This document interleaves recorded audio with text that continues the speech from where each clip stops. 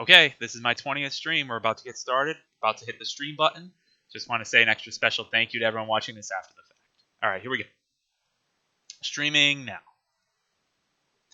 Okay, everyone, we should be live. This is Shadow Stream number 20, which is unbelievable that we've been here for 20 stream events. I want to thank everybody for showing up. I know now I'm back. This is Shadow Stream number 20, which is going to echo. Okay, it's not going to be So, forgot that I, move all around the stage, or move all around the screen, and now I'm up in the top left, but this is the layout that I use for when I stream standard definition games versus high definition games. So it's crazy. I'm super excited. We're here for the 10th stream. It's going to be a lot of fun. Or a 20th stream. 10th stream, 20th. We've done 20 of these. I don't even know what I'm doing right now. Sorry, I've just been... let me start over. Hello, everyone. We're here for the 20th stream. This is ShadowMario41, or Eric. And this is stream number 20. That's crazy. I just was sorry for starting late. And yeah, I still have the echo going on. Because I had to deal with a bevy of technical problems to get started. This is the first stream I've done for, standard definition games. So obviously I assumed that the dazzle would work right away. Of course it didn't. But what was weird is that my webcam worked. I mean, everything's working now. My webcam was working, but my video card was not. My dazzle video. So I was trying to reconfigure everything. I downloaded drivers, uninstalled, reinstalled. This is in the past half hour. I got everything straightened up and ready to go. So eventually my webcam finally worked.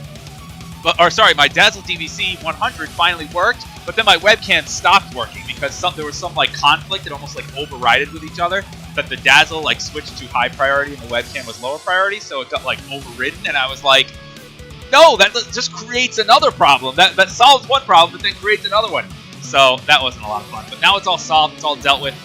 We are here. We are ready to go. I am so super excited for this. This should be a lot of fun. I want to say, of course, hello to everyone who's made this all possible. We have Odin's Back 33 who's here, of course, to see me play some Mega Man X. Joshua 1012020, Meow624, Magnus 8M, TTTTSD. Welcome to the stream. I'm glad you could make it. Magnus 8M, I think I said already, but that's okay. Salas09, Crazy DK96A. We have Lego Master 719. We have Tajikal. We have Hawkboy 110. Everybody's here. It should be a lot of fun.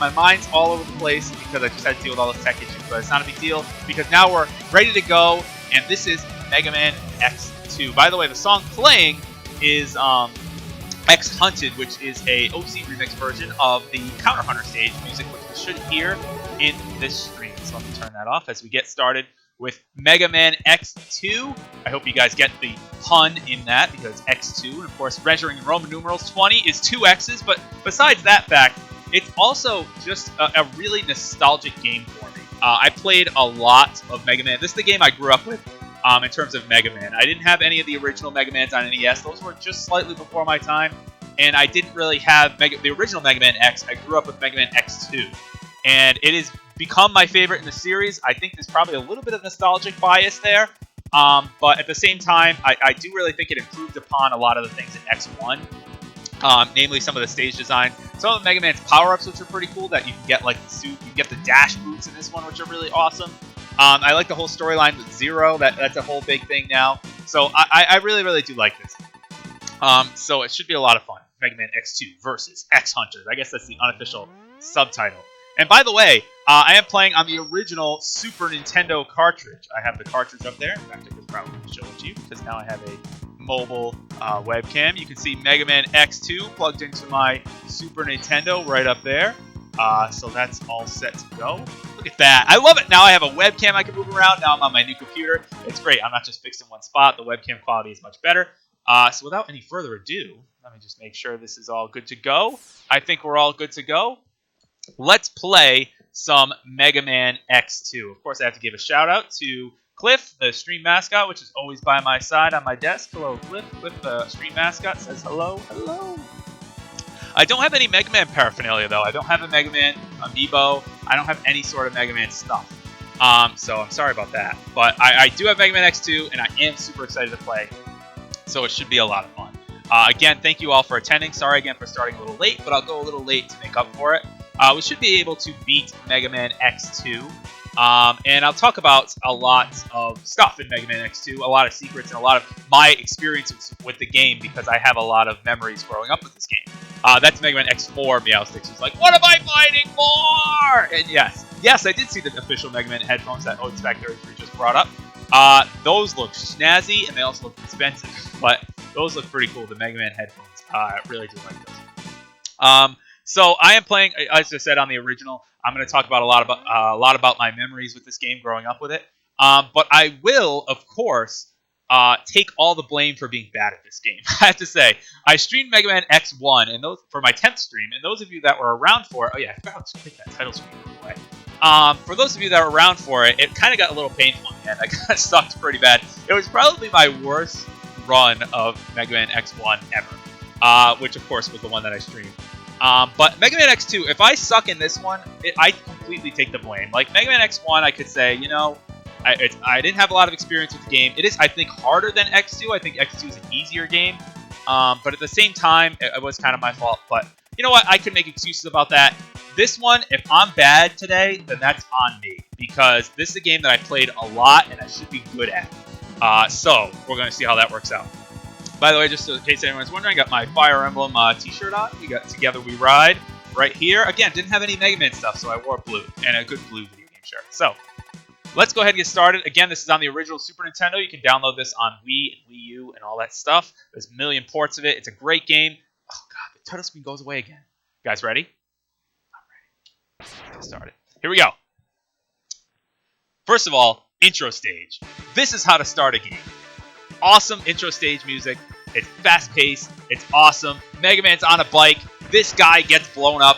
No one knows who this guy is, but it's awesome, so no one cares. And you're all like, let's go. Let's play some Mega Man. Gets you all hyped. You're all in the mood for it. Actually, you know what? I don't think I've played this on the original Super Nintendo for quite some time. Oh, yeah, that's right. I've used to actually play this on H recently. Now we're going to be on Super Nintendo. So the intro stage, by the way, is super, super easy. The intro stage, because Super Nintendo... Oh, man. All right, hold on. I gotta remember. You have to hold the controller in like a very specific way for Mega Man X. So you can grab the boost button, which is A, on this controller. So anyway. So this is the intro stage. The intro stage is super easy, but at the same time, this intro stage is awesome. Because I think it's the best of the intro... Oh, well, maybe not. X3's intro stage is really cool. All the intro stages are really good. That's the thing. This intro stage is definitely the shortest. I really do like the music, though. It really does get you in the mood for, like, let's play a hype game. And you know what it is about Mega Man X? I think I mentioned this in X1, but I don't care. I'm going to mention it again. This game is so great because you feel great when you're good at it. Like, when you're really owning and you're, like, cruising through the levels and it seems like nothing can stop you, you feel that way. And I'm like, wow, I'm like a badass. I'm Mega Man right now. I'm not just, like, Jumpman or whatever. I'm Mega Man. Alright, anyway. This robot is a joke. You just shoot him a few times. Nope, hit me. And he's dead. Alright, excellent. I don't really even know the significance of this first boss. I don't really think there is any. Because Mega Man X2 does try to do what Mega Man X1 kind of faltered with, which was a story. Mega Man X1, of course, had the whole thing with Zero and Vile, and that was a really good plot line, and I wish there was more of that in X1. But X2 has these guys called the X-Hunters, who are kind of like the big bads of the game. They're all cloaked in shadow and mystery right now. So anyway, yeah, that boss battle is so super easy. But this actually tries to have more of a story, which is kind of cool. Back in the day, I didn't really care about the story. I just skipped over it. But essentially, these guys are like, we won't make the same mistake of underestimating Mega Man, blah, blah, blah, blah, blah. So, anyway, here's how I'm going to do this, by the way. You might be wondering, how are you going to play this game? Because there's all sorts of different completion percentages you can go for. What I usually do is I usually go for... the zero parts are so hard to get. Or not the zero parts. The the zero pieces from the X-Hunters. From fighting the X-Hunters, those are so hard to get. I usually don't try to get them. I get them if it's convenient for me, but I usually don't try. That's the password. Good old password system. However, I will be trying to get all the heart tanks, all the sub tanks, all that type of stuff. I will also be trying to... I guess that's it. All heart tanks, all sub tanks. Not really going to go for all zero parts, so I'm going to fight Zero in the end, as opposed to not having to fight him at all. And if I fight any X-Hunters along the way, that would be nice. They're really hard, though. because those battles are excruciatingly difficult. But we're going to go ahead and get started, okay? Oh, someone said my YouTube video link is spelled wrong. Well, that's bad. I'm going to go ahead and fix that up right now. Thank you, Clearly I'm a Kong. Let's go ahead and fix that up right now. And then we'll go ahead and get started. We're going to get started with, now it's all fixed. We're going to go ahead and get started with Wire Sponge, because Wire Sponge is, of course, a great boss to start with. It's a good intro stage, good opening stage for a lot of mechanics, and it introduces some kind of unique stuff. And that's what I like about this game, is these stages are more themed than the original Mega Man X stage. Now, what it doesn't have is it doesn't have the changing effects based on the stage order that X1 had, which I really liked. In Mega Man X1, if you beat certain stages first, by the way, there's a heart tank up here. If you beat certain stages first, it actually changed later stages in the game. For example, if you beat Spark Mandrill stage right away, because it was like the power center of the whole, operation or whatever, a lot of the stages would change. If you beat Storm Eagle stage before other stages, the stages would change as well. So if you beat Chill Penguin stage before Flame Mammoth stage, the stage would be frozen. So really some cool stuff there. By the way, I gotta get up there. This jump, okay, so let me talk about Wire Sponge for a minute. The whole gimmick of Wire Sponge's stage is weather, and the fact that the weather changes all the time. Now, the thing is, when I was little, or when I was younger, I should say, I guess when I was young, dash jumping was something that I was absolutely abysmal at. I could not dash jump to save my life. And to beat this first section, which is, of course, the first level of the game, you need to know how to dash jump.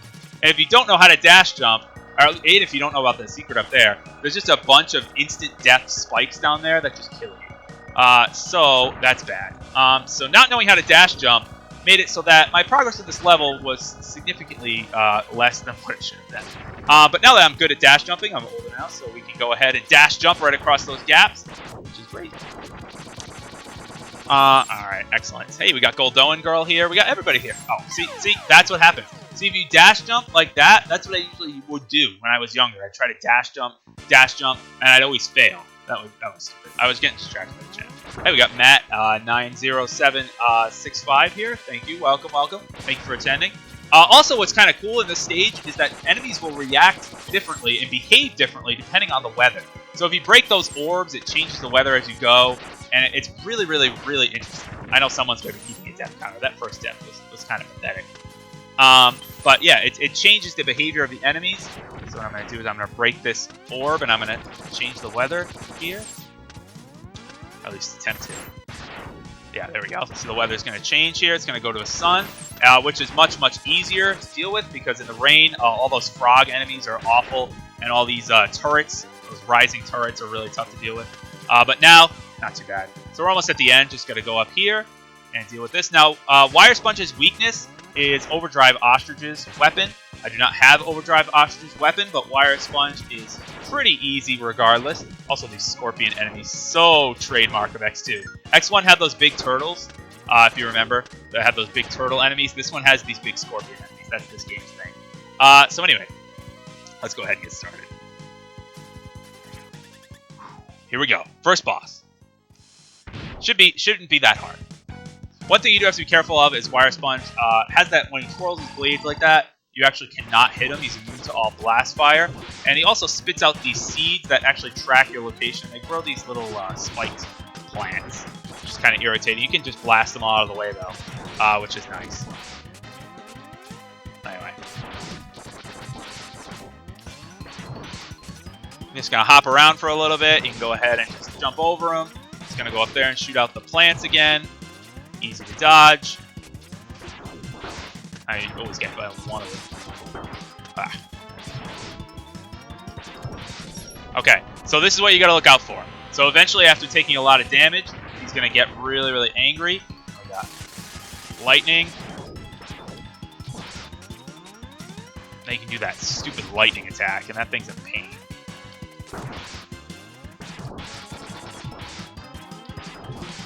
And done and done with Wire Sponge. First try, no deaths. That was great. So yeah, what's really cool in X2 as well, they did this a little bit in X1, But what's really cool in X2 is that the weaknesses affect bosses in certain ways. So you can see, like, if a boss gets hit by its weakness, it will visibly be, like, stunned or shocked, or part of it will fall off, or something like that. They did it a little bit in X1 with Launch Octopus. If you hit him with Boomer Quanger's weapon, you actually, like, cut his arms off. But that was the only case of that happening. They do it a lot more in this one. What was... we got the item, or we got the ability, the grapple thing. I forget what it was even called. I wasn't really paying attention. But the grapple thing stinks. It's probably the worst weapon ever in Mega Man history, which is not very cool. But that's okay, because what are you gonna do? We actually don't end up using it. We go ahead and play into Wheel Gator after that. This is on Super Nintendo, by the way, and this is the original SNES cartridge.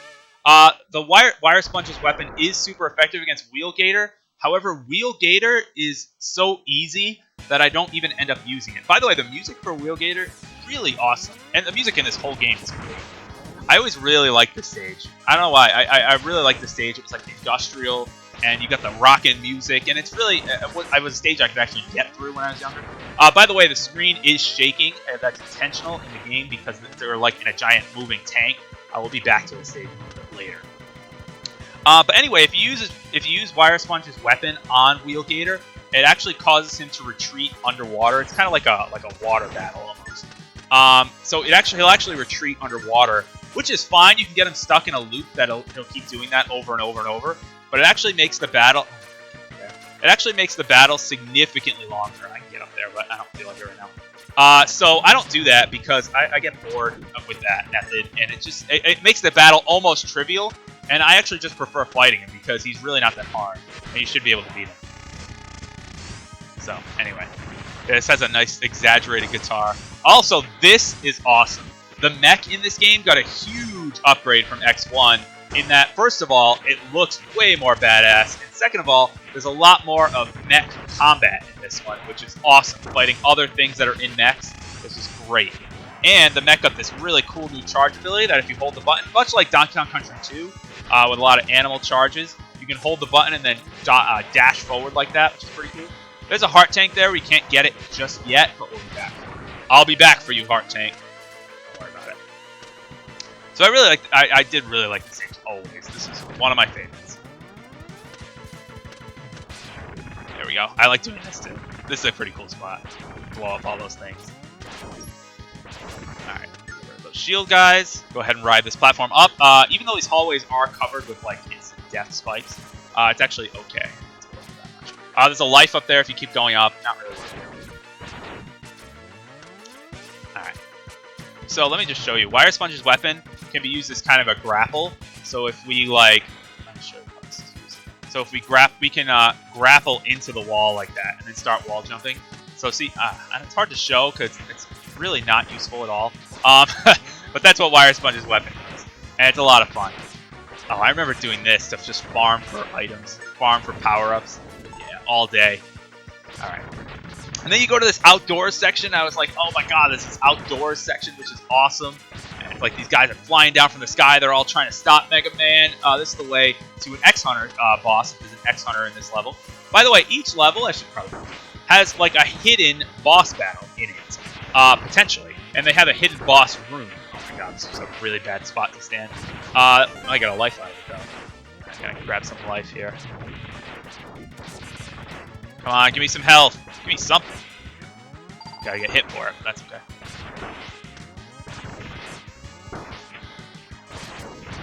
There we go. Jeez, what a process that was. Thanks, Callbout Yoshi, for doing that. Appreciate that. Aha, little hidden power-up over there if you go all the way over there. Okay, should be good. We can go down here. So every stage has a hidden boss room in it.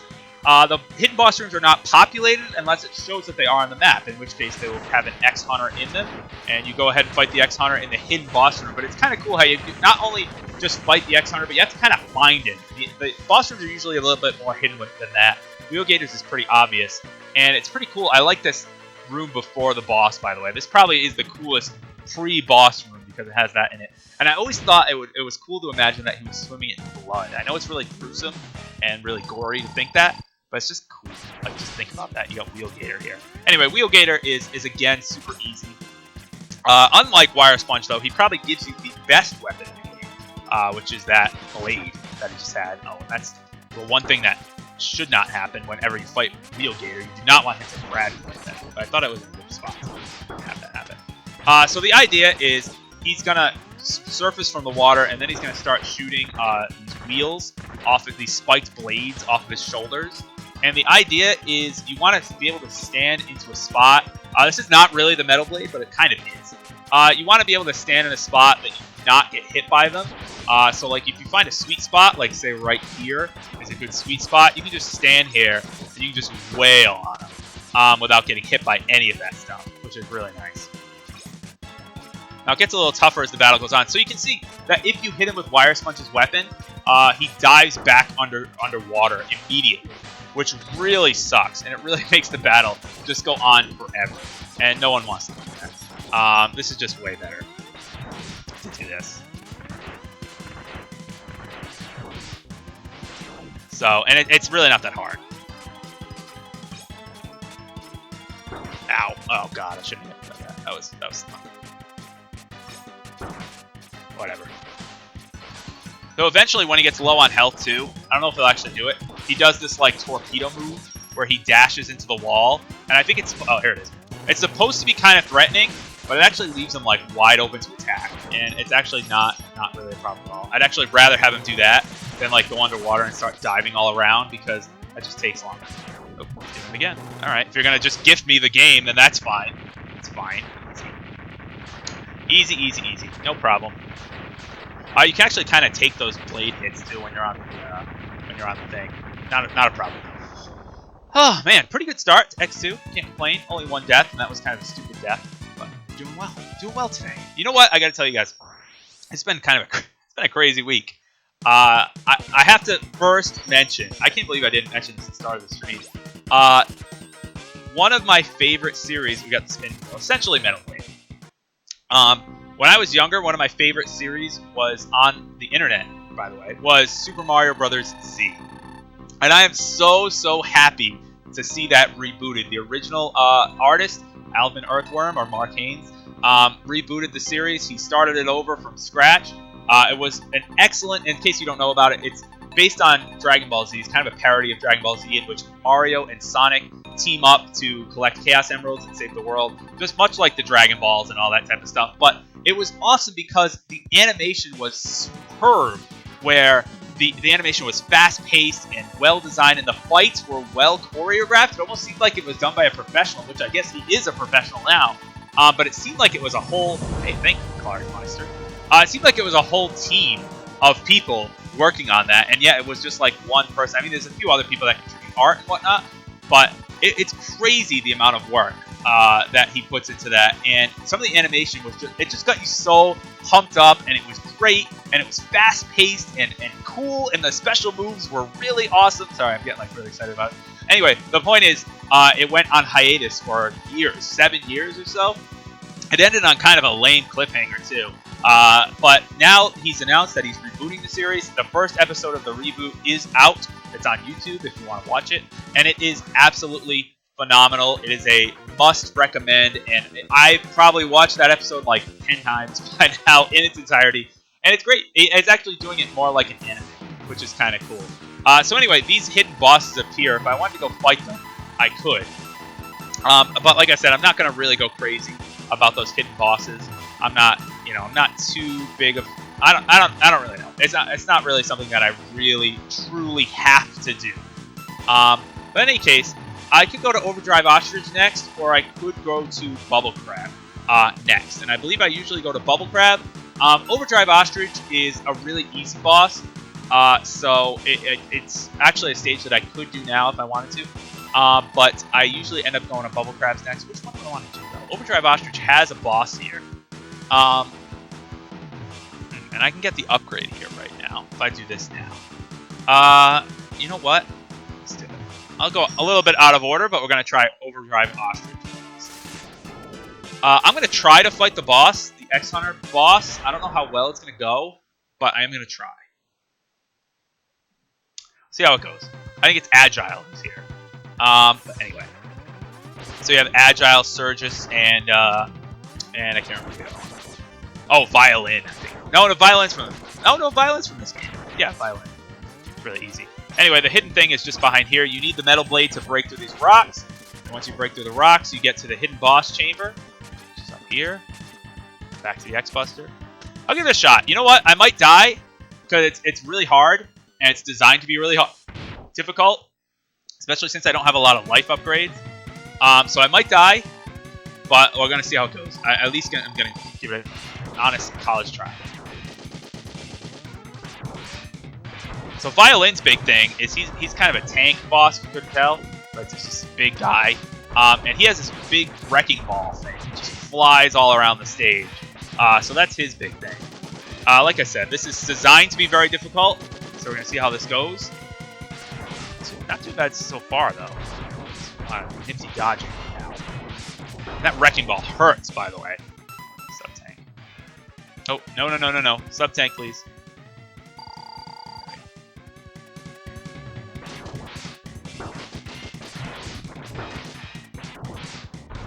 Dodge that stupid thing.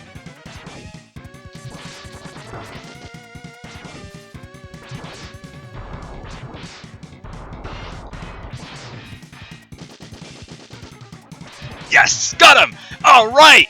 There we go! Violin is done! Alright, I could actually collect all Zero's parts. This would be great. You got Zero part number 1. Awesome! Awesome. I actually did it. Holy crap! That was hard. Okay. Phew. Alright, I can actually do this. That'll be fun. Violin's done. Alright, I gotta not die in the stage though. Now I just have to finish the stage. That's a hard battle. And to only do it with no life upgrades, that was clutch. I like that. That was fun. Whew. Alright, so anyway, Overdrive Ostrich's stage is awesome and yet infamous at the same time because, first of all, you ride this bike, which is great. I love riding this thing because it's just cool. Again, it goes with that cool factor of Mega Man X. I'm riding a motorbike, speed bike, awesome. So, this level has the hardest heart tank to obtain, which is just plain terrible. I hate trying to obtain this heart tank. It is an absolutely miserable process, and I'm going to try it once, but I want to show you first what I actually have to attempt. And it is absolutely miserable, and I hate trying to do it. I usually end up skipping it. That's actually the reason why I usually don't get... Hey, P36, welcome. Hey, Bounce Bro. This is the reason why I usually don't get all the heart tanks in this game. I usually settle for 7 because this one up at the top is the worst one to get. In order to get it, and I've only been able to do it like once successfully, and this might be the other time, you have to ride the bike all the way to this part. And you usually end up dying. I usually just crash that spiked wall. But you have to ride the bike all the way from the starting area, where it started out, all the way to this part. And once you get here, you actually cannot backtrack anyway. So that's really a pain. I'm going to try it once when I restart this stage. But it's probably not going to work. It's probably not going to go well. I usually fail at it. Anyway, again, Wheel Blade breaks through here, and we get our first upgrade, which actually is the best upgrade, which is the main drive units, which means we'll be able to dash in the air. We get the air dash. Anyway, so teaching's pretty good, actually. Teaching is going well. I do have to say, today was kind of a rough day. Today I actually yelled at some of my students, like really blew up and lost it at some of my students because they were just being disrespectful and not paying attention, and it really, really guts me today. Normally I don't, and normally they're not that poorly behaved, but today one of my classes was just out of control. So it was pretty bad. Anyway, the whole thing with this dash, I can now dash in midair. So I like lost it today for the first time. And it was ugly. You've had those days in high school where like the teacher just loses it, and it's like, oh god. And after that, it was like dead silent, which was kind of funny. But at the same time, I was like, oh god, it was 18 0. But anyway, that was the whole thing today. So now it's a big relief to come here and play this. So now I got this drive unit, which is awesome. Overdrive Ostrich stage, very, very strange in that I guess the whole plot of it kind of has a subplot. that you're like destroying this rocket that's getting launched into the air. It's like a desert base where they're launching some sort of rocket. I never really understood that. I never really cared, in all honesty. It's kind of a cool way to enter the stage, enter the boss, though. You go up on a rocket, and then you blow them up. That's awesome. Yes, please. Okay, here we go. So Overdrive Ostrich was another boss that I actually could beat when I was younger. He's pretty easy as long as you know his pattern. His pattern can be tricky to figure out, especially this attack causes those things to rain down from the sky. And I hate that stupid kick motion that he does with that stupid jumping hop. I used to always imitate that and make fun of it. My friends and I would be like, "Oh, he's gonna do the hop," and like hop like Overdrive Ostrich. Really, yeah, those are my friends. Kind of lame. But anyway, so he does that hopping animation. Whenever he goes off the screen, he'll reappear in the background, and he's gonna, you know, jump into the foreground and try to land on you. He never lands on you, of course. Anyway, that's right. That's how you dodge. I hate that hop.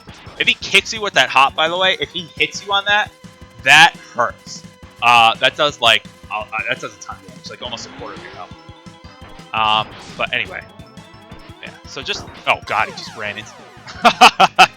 Oh, I died there. I didn't mean to die there. All right, I should be able to beat that boss. We're going to start again at the entrance to the boss, which is good. So, anyway, now I have full health. So I should be able to beat this boss. That was a bad game, but anyway. Let's keep going. It also makes kind of a funny sound.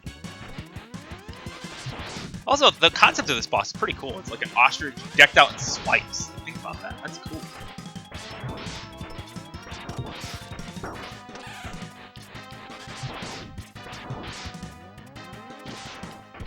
There we go. That's the pattern I remember. When he does that blast attack in the air, you have to like run and then double back. Good. I'm glad he's doing the run a lot more this time. That's what he should have done last time. So you're like run and double back. Yeah, I remember that. All right, just a run. That's fine. No hopping. All right, run and double back. Perfect. And there we go. Not getting hit by any of that stuff. Perfect. Perfect.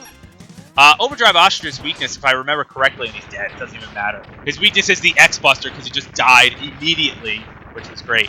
Overdrive Ostrich's weakness, I believe, is Crystal Snail's weapon, which freezes him in place. I don't even recall ever having to use his weakness against him because he's pretty easy. But regardless, it doesn't matter.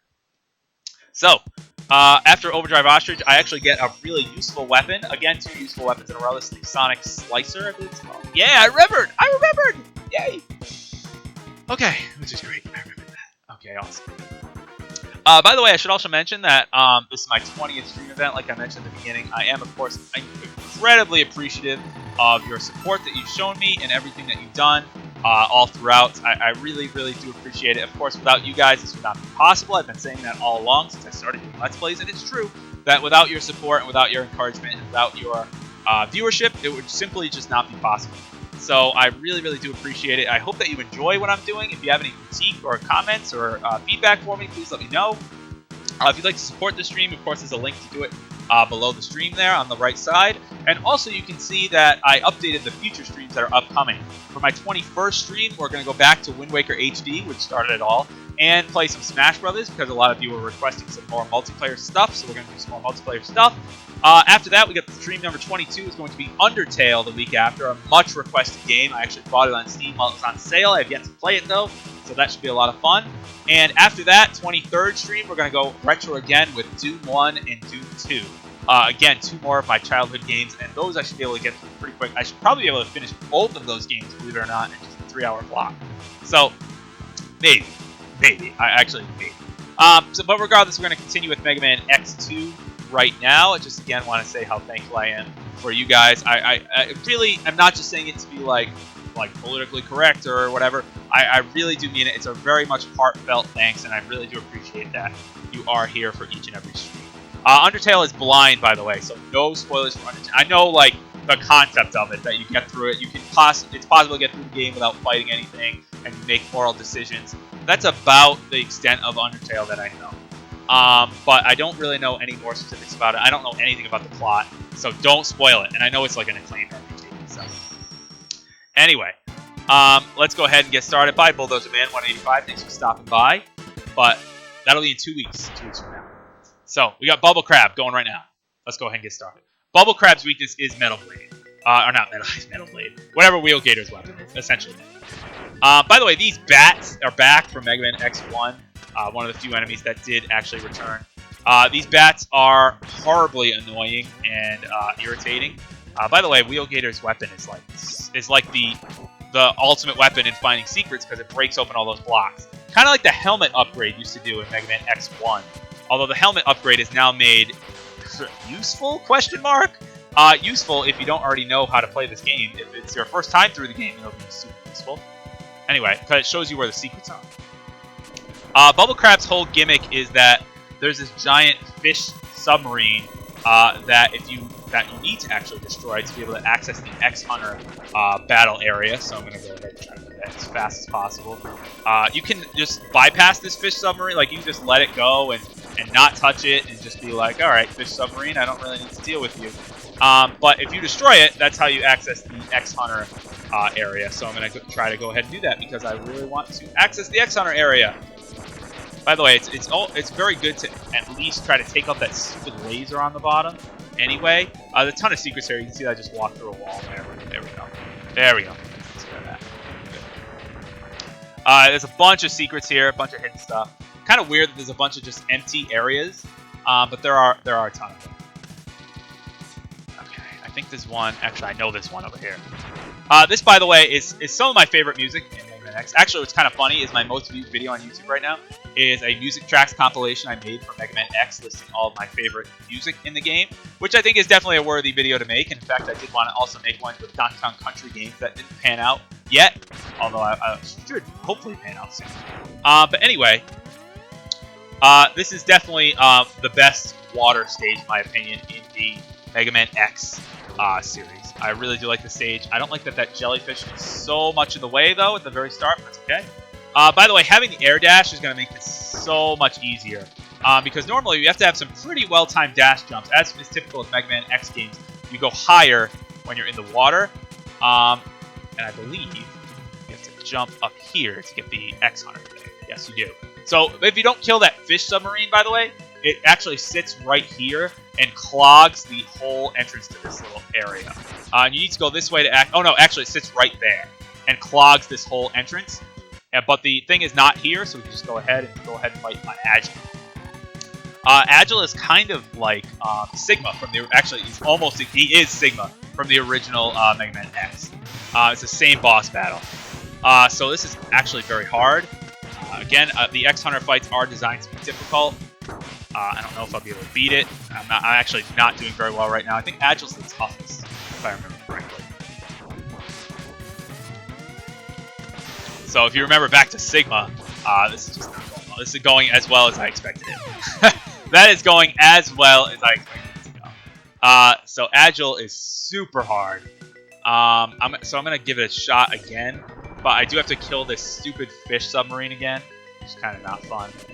So yeah, Agile has the same pattern as Sigma from the original Mega Man X, which is kind of cool that they brought it back in kind of a cameo type of thing. But Agile might be pretty tough to do. Not sure if I'll be able to do that. But we'll try. First, I gotta kill this fish submarine though. I'm doing it much slower this time, and also the fish submarine took the high road, which I don't like. You can't shoot it as much if it goes way up there. I think it's kind of random whether or not it stays low or goes up high. And if it goes up high, that's really unfortunate because you end up having to like jump back and forth, kind of like this the whole time, which is not fun.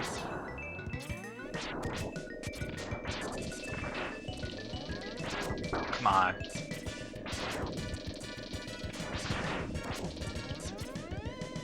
Oh, I gotta kill this thing. I gotta kill this thing.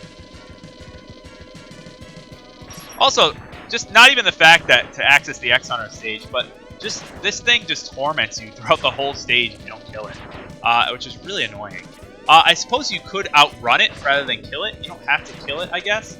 But why do that when you can just kill it? There we go. So Agile's gonna be pretty hard.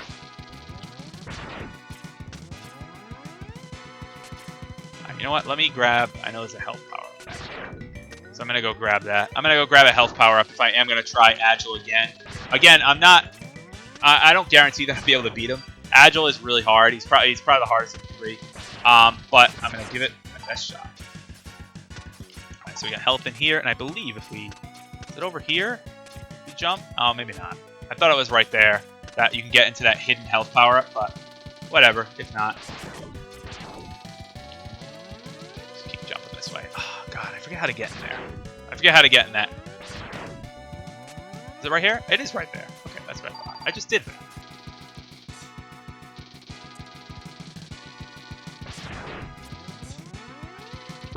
Oh, man. I don't want to take any damage. Whoa. Almost just dashed off the level. Okay, here we go.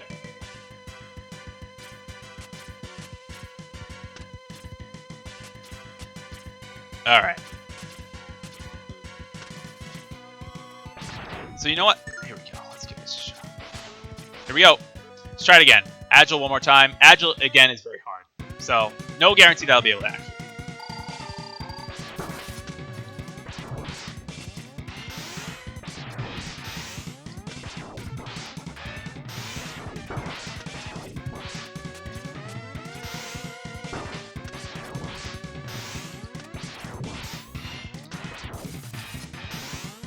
The air dash is going to help actually immensely.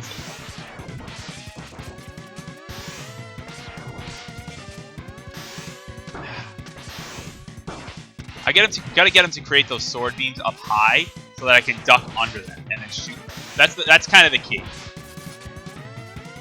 Like I said though, the dash jump is going to help, or the air dash is going to help immensely. Oh god, ow. Bad, bad.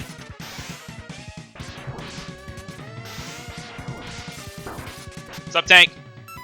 Oh my god, it's not even full. I was ill prepared. Oh god, no, no, no, no, no, no, no, no, no. Damn it! No, no, no, no. Oh, I was so close. I have one health, he had one bar. Ah. Ah. Damn it, that was frustrating. That was frustrating. Ah. Okay, no big deal. Let's do it again.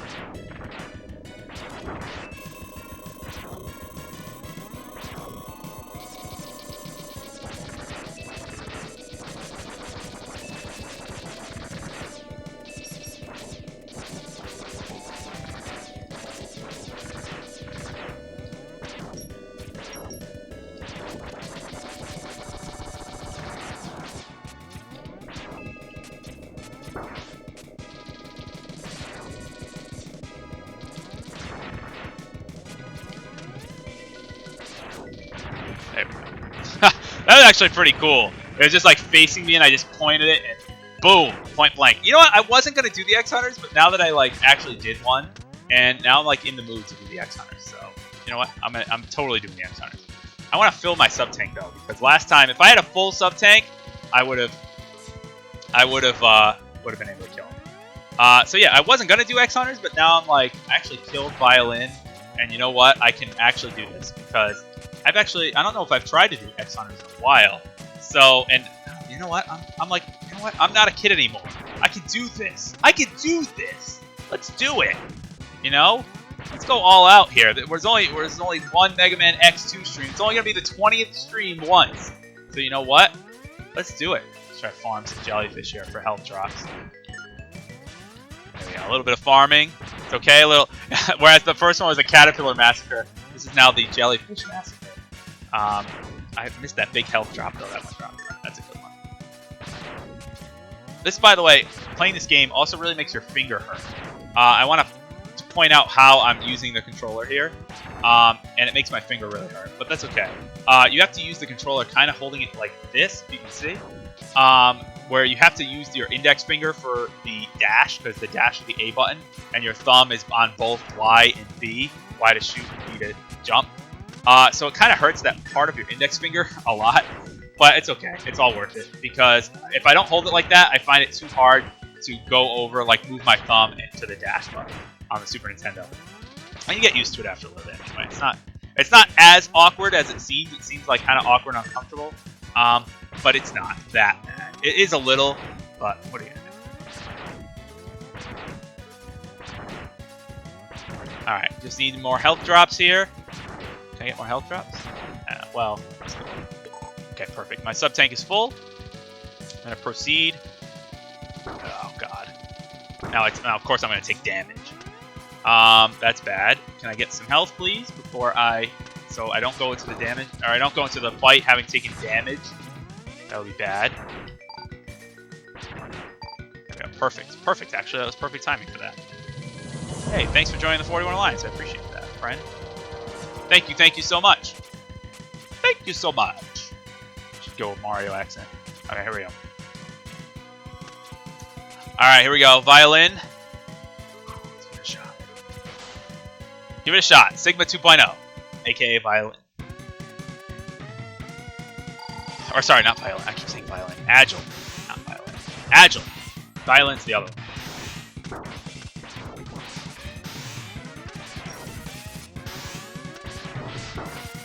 God. Ow. Ow. It's like Shoryuken. Oh, you can actually dash under that? I didn't know that. Stop it! Why is he so fast?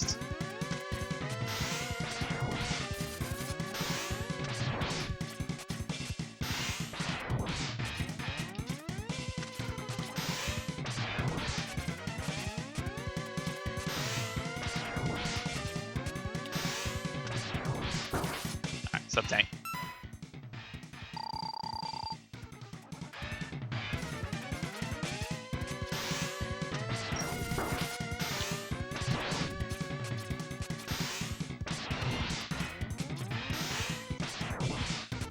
Alright, I think we got this in the bag. Yep, done and done. Got rid of Agile. Perfect. I may have failed, but you will never live to see 0. I probably will, because I'm going to get the last piece next. You got 0 part number 3! Woo! Oh, this is great. This is great. I'm actually getting the 0 parts. I usually don't do that, but hey, I'm all for it. Alright, anyway. Now we have the boss. We actually skip over a huge segment of the level by doing that, which is kind of nice. And a lot of levels, you kind of just get out exactly where you started and have to keep going. But here we actually skip a huge segment of the level by doing that, which is nice. Good. We got rid of Agile. Now we have to go ahead and fight Bubble Crab. Bubble Crab's weakness, like I said, is the Wheel Gator's weapon, because he's going to create this bubble shield around him. And Wheel Gator's weapon just completely breaks that shield and traps him in a corner. And I switch weapons by accident. So he's going to try to create shields and stuff. We're not going to let him do that.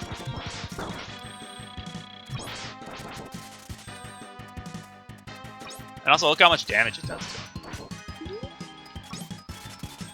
So normally he's in that bubble shield. You got to kind of shoot that shield apart, and then he does like all these crazy special moves. But while we're just gonna go ahead and do that, I might die. Taking a lot of damage. Shoot, I took way more damage than I intended to in that fight. Holy cow! All right, that's okay. It's okay. Let's try it again. Try it again. Whew! I can't believe I took that much damage. All right, that's okay. Not a big deal. Let's just try again. Bubbles, bubbles, man. Also, I probably should have been a little bit more agile rather than just standing in one spot and trying to shoot. He does that stupid jumping move, which actually is good whenever you go over him, because the jumping move is so slow. And now that I have the air dash, I'm glad I got the air dash early. Sometimes I wait till the end to get it, because I do overdrive ostrich at the very end sometimes. But with the air dash, just makes these earlier battles so much easier. I don't have to, I can just dash over that rather than have to do kind of a complicated jump. So it's pretty simple. So yeah, he's not going to be able to do his big like whirlpool special attack while I'm able to shoot out these things. And there were mini Toadmen in the bubbles, yes. But now he's dead. That's Bubble Crab. Easy, easy, easy. I don't know how I died that first time. I was just trying to be lazy. I was just trying to stand in one spot and do like blast, blast, blast. Didn't work. But whatever. All done with that. Awesome. Do-do-do-do-do-do. Nice, nice, nice. Alright, so now we get a weapon that seems to be entirely useless, but it's actually a lot of bosses' weaknesses. I think it's Violin's weakness, actually, which is kind of funny. This is Bubble Splash, which we're actually going to be using quite a bit. More than you might expect in this playthrough. Alright, so now I have to get the last X-Hunter piece. It's from arguably the hardest X-Hunter, and he's in Crystal Snail stage. so it kind of forces me to do Crystal Snail now. Although I probably won't try to beat him now because Crystal Snail is really... I could try to beat him. I probably could beat him, but Crystal Snail is very hard without his weakness. But we can give it a shot. You know what? We can give it a shot. The hardest without his weakness, though, is Magnus Centipede. Holy crap without his weakness. That is a brutal fight. But anyway, we could probably do this. This stage is awesome, by the way. It's really well designed and a lot of fun. Oh, I forgot there was a pit there. There's a pit there. Don't fall in it. I think I missed the heart tank in level. Oh, no, I got the heart tank, right? I don't remember. Oh, God. Okay, I remember how to do this. Alright, so in order to get the heart tank, I need to come over here. This is actually a really difficult jump, and I might fail it several times, but we're going to give it a shot. You have to dash, jump with the mech, and grapple to the other side. Holy crap. Here we go. You ready for this? I might die, but these deaths can't really count. I mean, this is a tough jump. Here we go. You have to dash, jump, and then grapple after that. That is hard. That's hard to do. Let's try it again. Is he going to move? Oh, he's going to move. So we don't have to do that. Is he actually going to be where I want him to be? No, he's going to go to Morph Moth. Can I beat Morph Moth now? Not really. Do I have to go to the robot junkyard to do it? I don't even remember where the X-Hunter stage is. Oh, I remember. I kind of remember where the X-Hunter stage is. I kind of remember where the last X-Hunter is, but I don't really want to do that. Let's go to Crystal. I do want to fight him now, but I don't even remember where the X-Hunter stage is. Yeah, the X-Hunter battle is in Morph Moth stage. That's like the one stage I don't know where it is. But you know what? Let's find it. Let's do it. It's going to be hard to actually fight Morph Moth without his weakness again. Morph Moth is really hard if you don't have his weakness. His weakness is fire. It's Flame Stags, which is really... It makes him really easy. But without it, it's going to be kind of tricky. I think there's like a hole in the floor that you have to find with Wheelgator's weapon, if I remember correctly, to find that hidden boss room. But we'll figure it out. Give me that. Okay, if I remember correctly, which I may not. Anyway, Bubbles! Bubbles, by the way, also cause huge lag on the game, which I think is kind of funny. It's like the weapon that lags the game the most is Bubbles. Bubbles, man. Bubbles. Okay, so I remember I need to use Wheelgator's weapon here. By the way, I don't know how you would know about this, but like how you would find out. Well, I do know how you would find out about this, but super cryptic right there. Is this where the X-Hunter thing is? Oh, no, this is the upgrade. Okay. So you go down here, and we're going to get our upgrade. Mega Man X, enter the capsule. This enhancement will modify your body armor, absorb damage, and transfer it to explosive weapon energy, which is great. So, modifies my armor so that when I take damage, I don't really take less damage, but it gets stored into an attack. So that when I take enough damage, you can go ahead and unleash this explosive burst attack, which is just awesome. I don't know why they use it right away, and then it depletes your energy, but whatever. So anyway, everyone's telling me it's with those two Sniper Joe enemies and the giant ladder. So I'm going to hopefully find this battle stage. Alright, stop. Stop. This armor, by the way, is awesome. And this is like X's classic armor in this game that you get. It's like, oh, it's so good. Yeah, you get Giga Crush.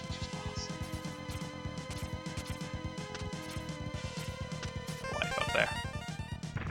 Hopefully I'll be able to find this stage. I don't know where it is off the top of my head, but hopefully I'll be able to find it. Alright, so this is, again, useful if you have Flame Stag's weapon, because Flame Stag's weapon is what these guys are weak to. So you can pretty much kill this stupid mini-boss in, like, 2 hits. But unfortunately, I'm going to have to kind of fight him the long way. He kind of embodies this junkyard robot, and once you kill the robot, he's going to jump around. If you have Flame Stag's weapon, you just hit him, and he, like, bursts into flames immediately, which is kind of funny. And you don't have to go into, like, the second phase and do this all again. But since I don't have it, we have to go ahead and keep doing this. If anyone wants to go ahead and tell me, it would be much appreciated where the X-Hunter stage, or where the X-Hunter room is in Morph Moth's stage. That would be awesome. There we go. So you just skip that whole second phase if you have Flame Stag's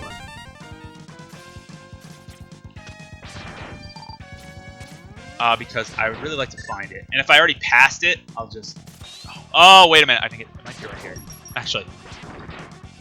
Yeah, I think it's right here. Oh, yeah, it's right here. Oh, I found it. Ah! Aha! I don't know. So.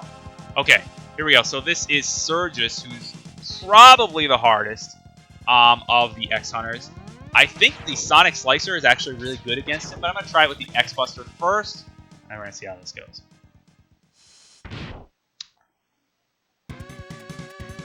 Okay, I always hated fighting Surges. I always thought he was the hardest.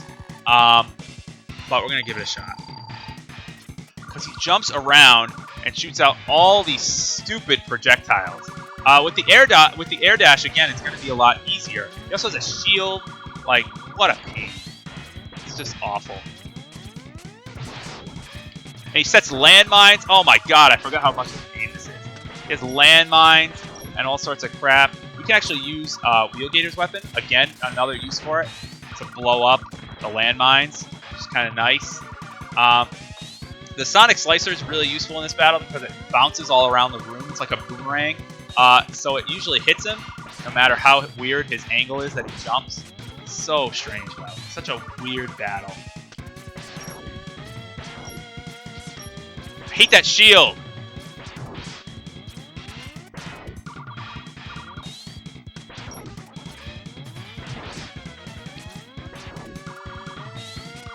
Oh my gosh, what a pain.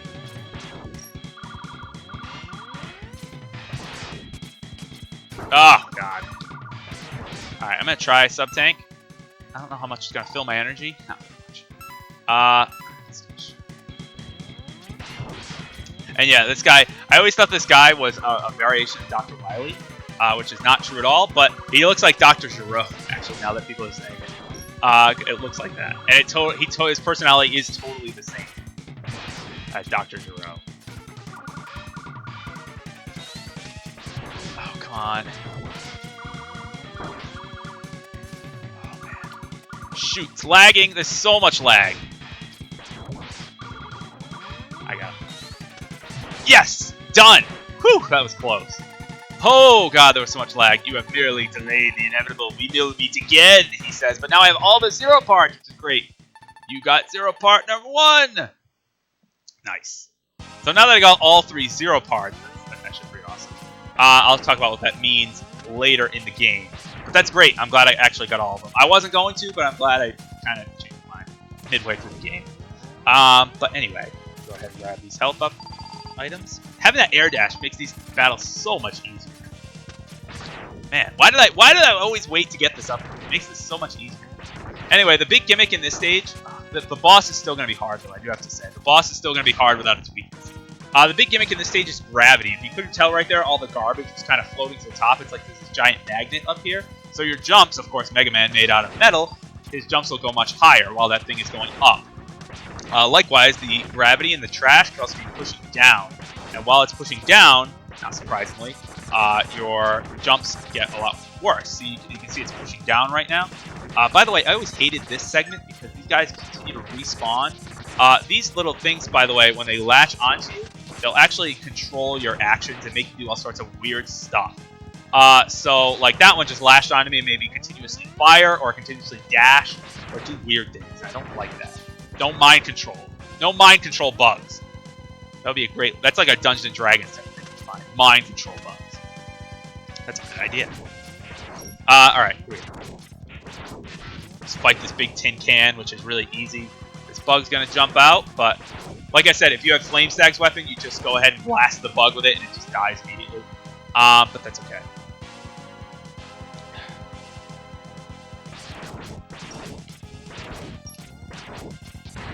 There we go. Done. And bug again. Come on. Perfect. Perfect, perfect. Nice. I know, I keep saying Mega Man. You know what I mean. It's X, alright? I know it's X. It's not Mega Man, but it's friggin' Mega Man. It's awesome. I don't care. It's X, alright? I know it's X. It's like not Mega Man.exe is different, and Mega Man Volnut is different. It's Mega Man. Okay. You know what? Here we're gonna be resourceful rather than go down there into that pit of death. Just gonna go ahead and kill that thing. Told you, Wheelgator's weapon is great. Alright, I don't have anything to combat him with, so I'm just gonna use the X-Buster. Here we go. Here we go.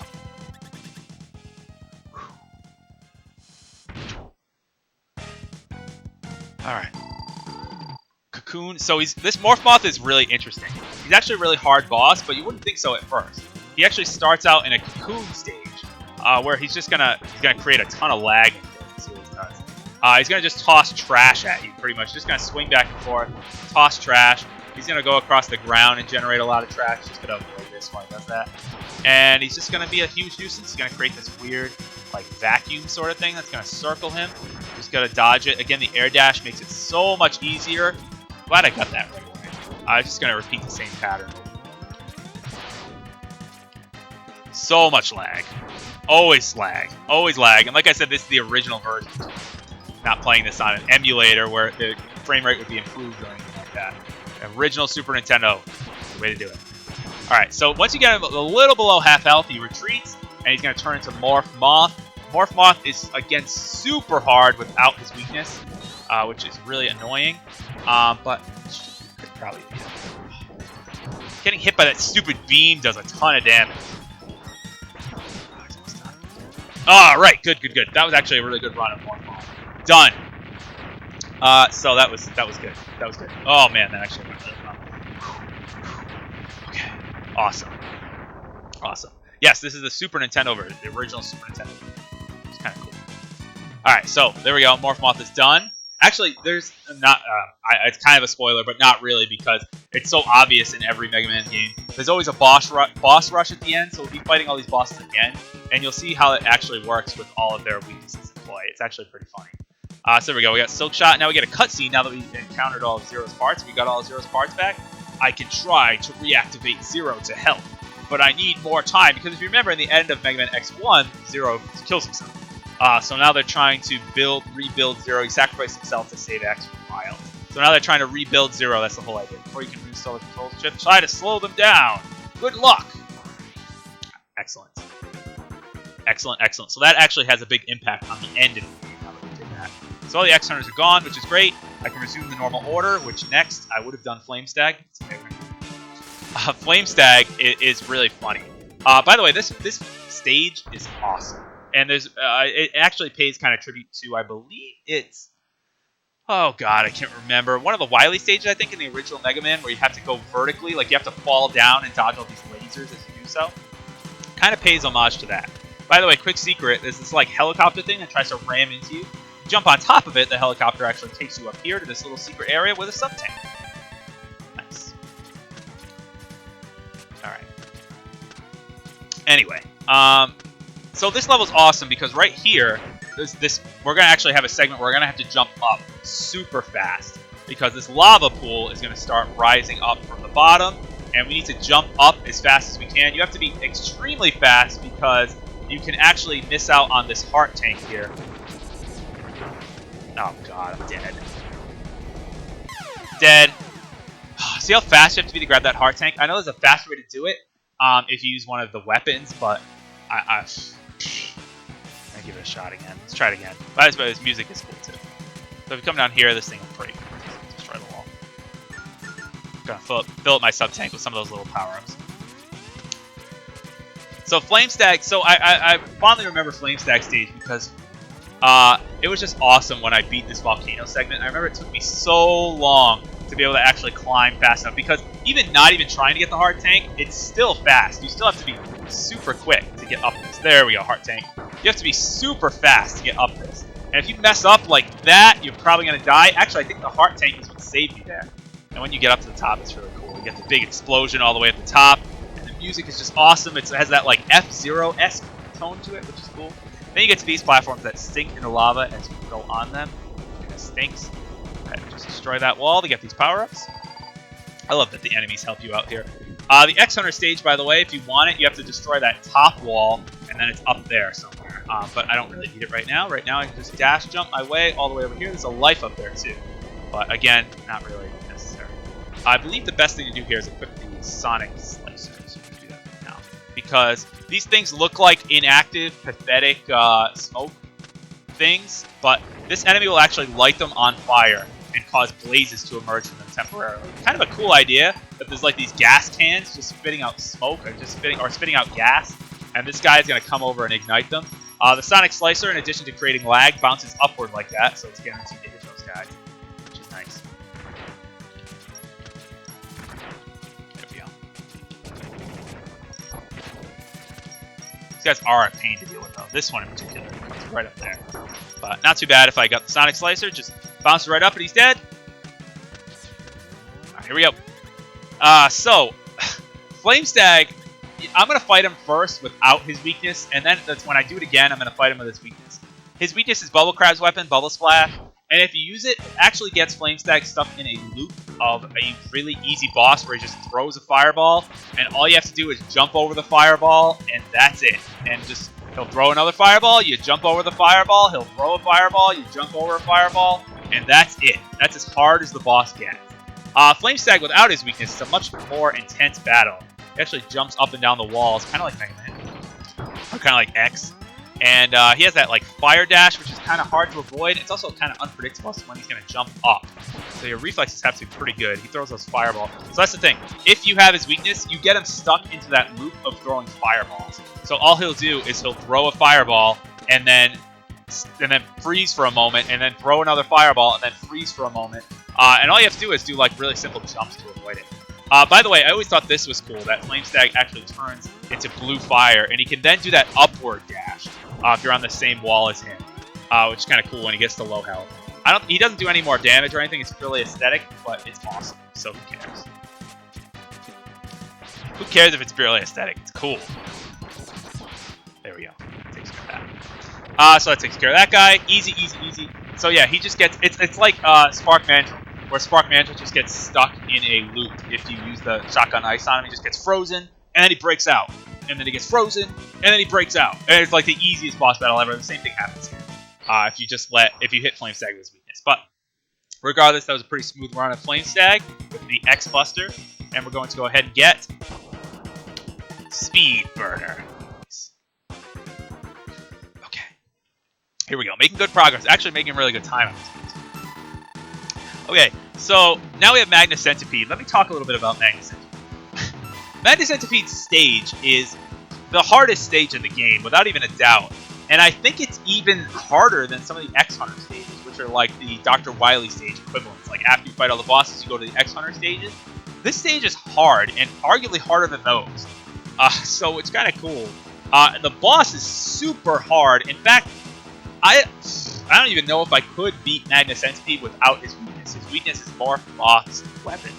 And if I don't have that and I try to fight this boss, it is just an absolute lost cause. Magna Centipede is a ninja robot centipede. If that doesn't sound frightening, it should. Because Magna Centipede, without Morph Moth's weapon, he just goes ahead and just kills everything. And by the way, this is the computer that it shows in those cutscenes. So this is kind of like Magna Centipede's lair is the central computer that you actually see in all those cutscenes with the X-Men, which is kind of cool. But anyway, it's just it's miserable. Because he like debuffs you and he makes you all slow and it's hard to control. He like reverses your controls, and with like all that crap, it just becomes an absolute mess. By the way, this is supposed to be, I kind of failed at it right there. It's supposed to be like a little stealth mission where you're supposed to try to go near these searchlights and not get caught. And if you actually can, I'm going to wait till that goes away. That's the one that's supposed to not activate. If you get this one to not activate, you actually jump up there and you get something, which I didn't want to happen. I wonder if it respawns. I wonder if that block respawns. I don't think it does. Ah, shoot, you need to not get caught in the searchlights, and then that thing stays there, and you can go ahead and get it there. It's okay. I'll get it later. I think it's either the heart tank or a sub tank. It's something like that. Anyway, these blocks, these big metal blocks, you can blow up the pink ones. You can't do anything about the other ones. Or purple, I guess they're more purple than pink. But anyway, you can also get crushed instantly by these metal blocks if you're not careful. They are instant death crusher blocks. Anyway. Okay, we got a kind of a tricky jump here. It's that jump right there. This is a tough jump. So, Flamestag's weapon, by the way. Oh, I can't charge my weapon. Where do I get weapon charge? Oh, alright, it went a little out of order. That's okay. I'm just gonna have to go back. There's gonna be a little backtracking to get power-ups. That's okay. So the mini-boss is to fight this sword. like kind of cool sword. Shows up off the Super FX chip of the Super Nintendo. It was one of the few games to use it. Kind of like Star Fox, if you know the original Star Fox and what that looks like. This kind of looks like those polygon models that were used in it. Believe it or not, this thing is weak to Bubble Crab's weapon. So if you use Bubble Crab's weapon on it a lot, I can just take hits, and I usually do. I usually just take as many hits as I can. Because it doesn't matter. The sword goes down super quick, and this sword is a huge annoyance, by the way. If that was a mini-boss, I'd always get stuck on. Like, beating that sword was a big accomplishment. So, anyway. Let's keep going. I'm just gotta fall down here. Okay. So the idea is if you get down that whole thing without activating the things, then this next section goes a lot slower. Right now, you have blocks that are going to continuously fall down and try to impede your progress. If you let those reticles catch up to you, see those little like targeting things, it actually buffs the next mini-boss, which is bad. You want to try to outspeed as many of those things as possible. Because you actually fight a mini-boss here, and he's not going to get buffed at all. He's going to just be super easy and just going to stand there and shoot out electrical things and jump occasionally, and then just stand into more electrical blasts. But if you, the more times he gets powered up, first of all, he gains more health, and second of all, he gains new abilities. And if you let him get powered up all the way, actually, I think if you get caught all 3 times, he becomes, like, nearly unstoppable. Like, it is incredibly difficult to be able to kill this thing. But right now, he just kind of emulates that stupid robot from Sting Chameleon stage, which is really, really easy. By the way, to access the X Hunter portion of this stage, you actually have to go ahead and... What was I going to say? You have to go ahead and not get caught by those searchlights, so those blocks fall a lot slower. So you can actually do that. Right here, you actually do get caught, I guess. That's the whole thing behind that. And then you just have to outrun that little part, and now we're at Magna Centipede, the boss battle. I probably shouldn't even have to heal if I use his weakness against him. Not using his weakness against Magna Centipede is suicide. In fact, you know what? Do I have extra lives? Yeah, you know what? I'm going to show off what happens if I try to not use his weakness. Let's do that. If I try to not use his weakness, watch this. This is Magna Centipede without weakness. So first he locks onto you, and then he tries to attack you. Let's try this. He's going to teleport all around like an annoying bastard. He's going to throw things, kind of like Boomer Kuwanger. Almost, actually very similar. Very similar to Boomer Kuwanger. Alright, so then what he does is this stupid crap where he pulls you in, and he grabs you with his tail. And then try this stupid attack again. Actually, I'm not doing too bad. I thought I would be doing a lot worse. But once you get caught, it's all over. If you get caught, it's all over. It's actually not bad. I've been hyping this up to be like impossible. Actually not terrible. I'm actually not doing too bad. Anyway. I want to show what happens if you get caught, though. Because it is absolutely brutal. I might lose this intentionally. No, you know what? I'm going to try to win. Alright, so, okay, here's what happens. So he draws you into the magnet. He gets you caught, and then, so actually he disabled my weapon turn. So I can't charge my buster.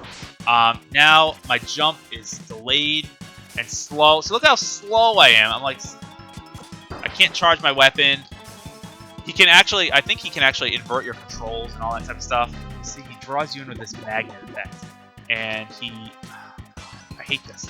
Now, I can't charge my weapon at all. See how slow I was shooting? Did you see how slow? I could only shoot that fast. I was like, pew, pew, pew. And it's just impossible. Well, it's not impossible, but it makes that battle almost unfair. The fact that he debuffs you like that. Hey, the fake Jake won. Thanks for coming. Anyway, now you can use his weakness against him. And then he just turns into a joke. Alright, there we go. So when you use his weakness, his tail actually falls off. And he actually becomes pretty much a carbon copy of Boomer Kuwanger now that his tail is gone. All he's going to do is he's going to teleport around the stage, and all you need to do because of that is just throw this gunk shot, which is the Morph Moth's weapon. And if you just throw this repeatedly, he's going to die, which is super nice. So if he's on the ceiling, all you have to do is face the opposite direction and shoot him, as opposed to facing his direction. But, so see if he teleports up there, I'm just going to face that way, and that little projectile is going to go ahead and hit him. And with this process, it actually makes it super easy. He's going to fall in no time. But that, fighting it without the, without Morph Moth's weapon, I guess it's not impossible, because I actually got pretty close. But that part at the end where he starts debuffing you is so borderline unfair that, it's just not fun for anybody. I mean, it's possible. I don't want to say it's impossible.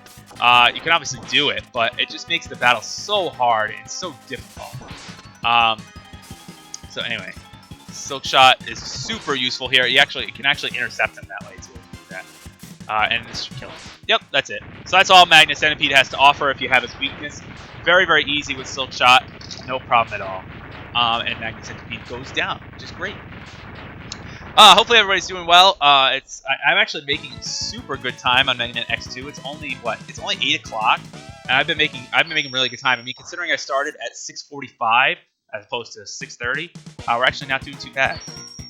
And for doing this, we actually get probably one of the better weapons besides Wheel Gators, which is just the best weapon. We get Magnet Mine, which is great. And we're going to use Magnet Mine to beat Crystal Snail, because again, Crystal Snail is another really tough boss to beat without its weakness, and it's our last boss that we have. So let's go ahead and get started. I'm not going to try to show off beating Crystal Snail without it. Another good weapon that works against Crystal Snail is Wheel Gators, because it kind of pins him in a corner. I don't know if that's intentional or not, but it does actually work really well. It's not his weakness, but it does work well. But the Magnet Mine separates Crystal Snail from his shell. And Crystal Snail's shell is what he uses, believe it or not, to slow down time, which is, of course, crazy. But that's what he does. He uses his shell to slow down time. All right, let's see if I can do this. Here we go. That's so hard. That's so hard to do. That jump is so hard. Oh, God. All right, here we go. I got to practice it. So it's dash, jump, and grapple. Dash, jump, grapple. Dash, jump, grapple. Dash, jump, grapple. Dash, jump, grapple. Here we go. Dash, jump. Dash, jump. Jump. All right, here we go. I didn't actually get my initial jump. My initial jump actually didn't work. I just sped off the thing. I need to get that initial jump, so I can dash, jump, and then grapple with wire smoking to get over to that platform. And on that platform, you have your heart tank, which is what I need. Yeah. Ready?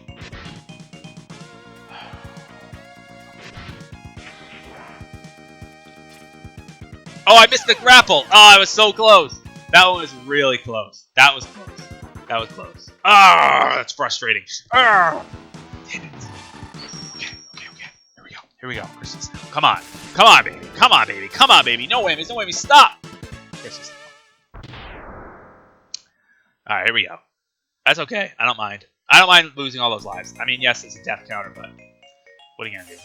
These are lives that are meant to be lost. 10 deaths, really? That's not 11 now, I guess. Oh, I didn't have the weapon equipped at all. Alright.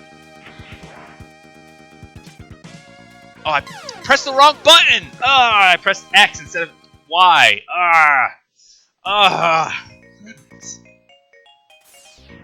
Damn it, that sucks. Alright, let's try it again.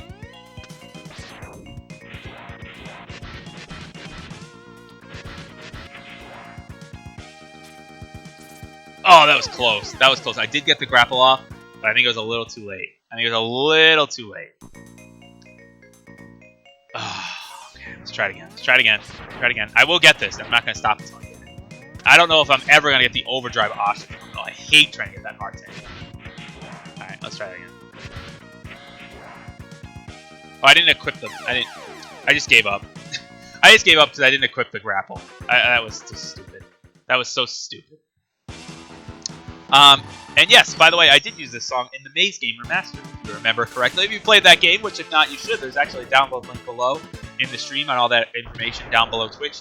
There is actually a link to it if you want to play the Maze game remastered, made by myself and MegaFreak400. MegaFreak400 did all the graphics work, and I did all the coding and level design, which was a lot of fun. So MegaFreak made it look pretty, and I made it work. And I designed all those bigger reasons. Anyway, let's go ahead and get started. Okay, here we go. Jump, grapple, yes, got it. That's how you do it. Wow, that's a tough jump. And you could, I mean, actually, I was gonna say that's actually not true. You could use, I was gonna say you could use Flamestag's weapon, but you can't. You can't charge while you're in that thing. And you need that mech to gain that distance, so that's good. You can ride that platform back though. Phew, got a heart tank. Okay, now that that's done, we can actually do it. This level is actually really awesome. Actually, besides the boss, which is really hard, I actually really like this level because it uses mostly this mech. So we have to leave the mech armor there for a little bit, but actually this green thing slides down and breaks the crystal. And I can go back over here, jump back in my mech, and continue on. Phew, that was really close. Jump up there. Moving on. What's up here? Actually, I don't think anything's up there. Just a way to go if you didn't bring the mech, which I don't know why you wouldn't bring the mech, because bring the mech is great. And actually what I really like to do is I always like to sit down here and just grind and have the blocks just fall down. Free life there. Now you unfortunately do have to ditch the mech though to get up here. And we're going to have a mini-boss. The mini-boss's weakness is the best weapon in the game, Wheelgator's weapon. So we're going to go ahead and put that. And because Wheelgator's weapon just sticks on the mini-boss, which is great. It's this thing on the inside, and this stupid thing flies out and shoots bullets all around. It really doesn't matter. You can just take hits because this thing will go down faster than you. You just stand there and use Wheelgator's weapon over and over and over, which is awesome. If that boss actually drags out, he'll actually shoot out a second little bot that shoots things, and it's really annoying. So you don't want that to happen. Okay, now we got to upgrade. So upgrade is falling down into the pit. I know, oddly enough. You'll find this little hidden passageway here, which reveals the lamest upgrade so far, which is the helmet. The helmet in this game does not really work like the helmet in X1. In fact, it doesn't work at all like the helmet in X1. The helmet in X1 was used to break blocks so that you get to secret areas. The helmet in this game is actually used to locate... It actually, first of all, looks way cooler. And second of all, it's used to find secrets. So if you use the helmet, it will tell you that there's a secret here, and you can go ahead and go inside.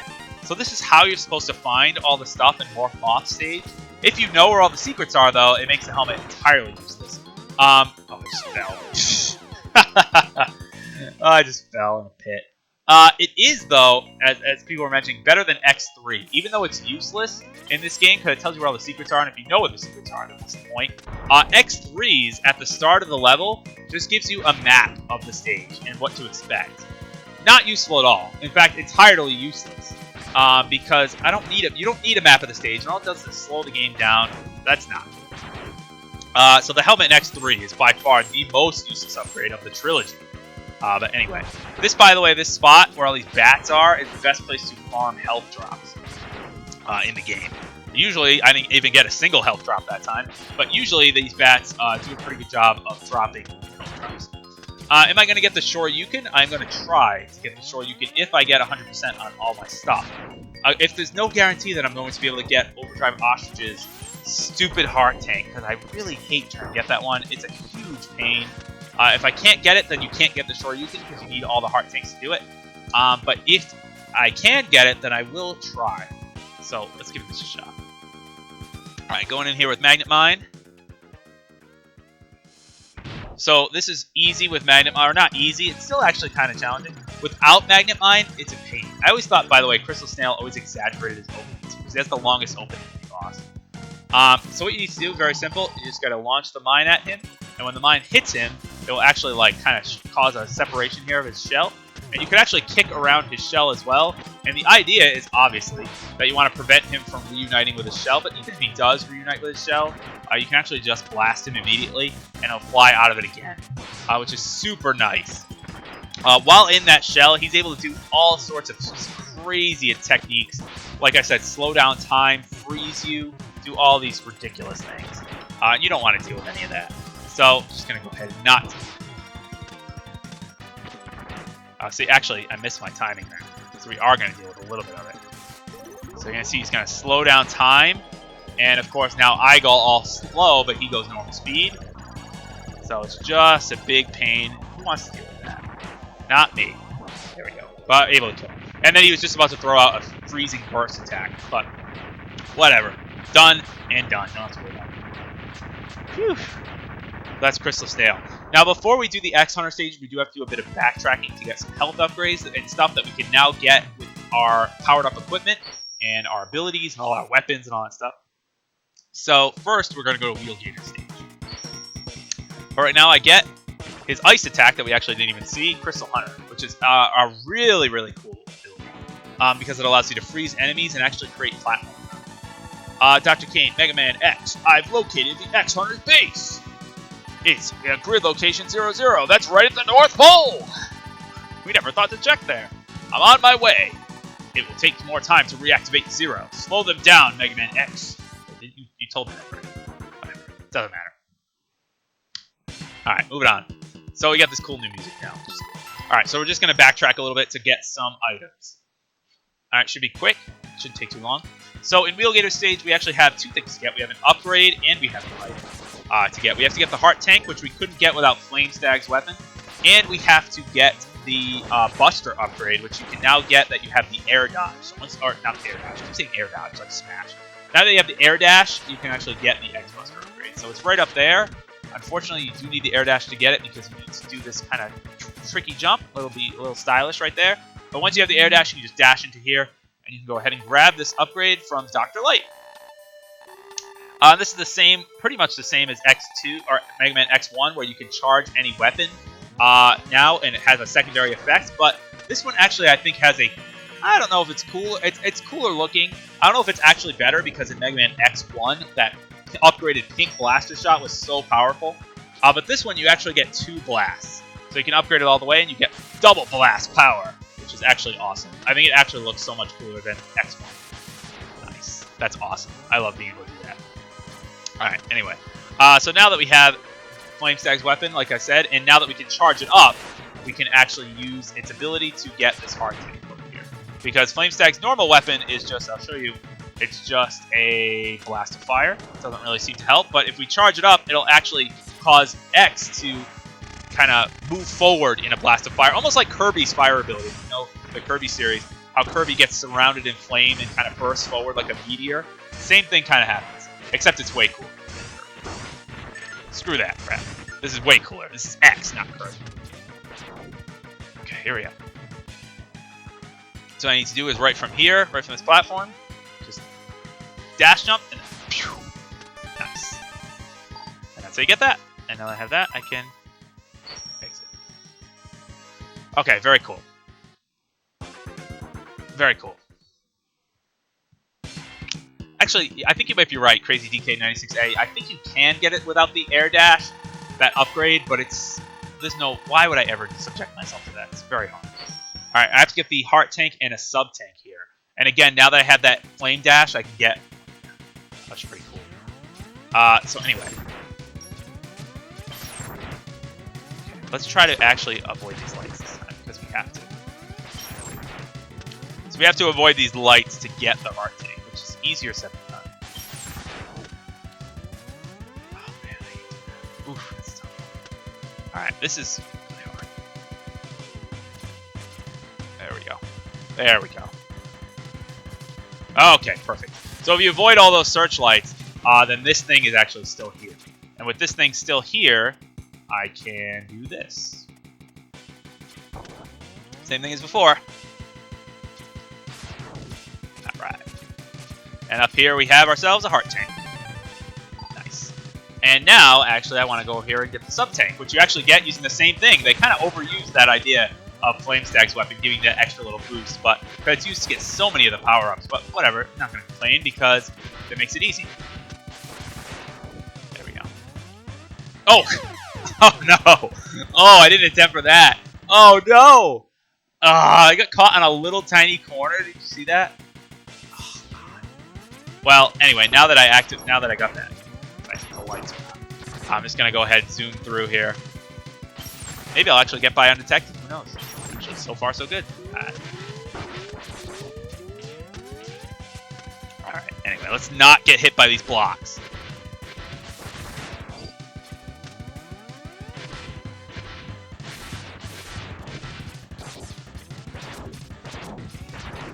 Also, this is like X's classic armor he has. It's so cool looking. I love the look of this armor. Alright, so now, where's this jump? It's coming up. Oh, God, I almost went forward. I would have died. Okay, it's right here. Again, same idea. Gotta just use Flame Stag's weapon again. Not that. Where are we here? There we go. Same idea. Dash, jump, fire, into there. So now we're here, we get a Sub Tank. Nice. Alright, one more Sub Tank to get. And Okay, that's done. Alright, so I got all the stuff here. I got all the stuff here. Did I get... Oh, actually, is the last sub-tank here? Ooh, I forget. I think it's... Oh, no, I got the sub-tank there. I got the one there. Got that. Bubble Crab. Did I get all the stuff in Bubble Crabs? I think so. Did I get all the stuff in Morph Moth? I think so. Wire Sponge I got. Is it here? Oh, well, there's a heart tank there. Where's the last sub-tank? I'm trying to remember where the last sub-tank is. Is it in Bubble Crabs? Maybe. Oh, yeah, it totally is. Isn't it? It's totally in Bubble Crab stage. Alright, let's try it. I think I remember where it is. I think I remember where it is. Yeah, hey, Dysemic, welcome. Welcome, good to see you. I think I remember where it is.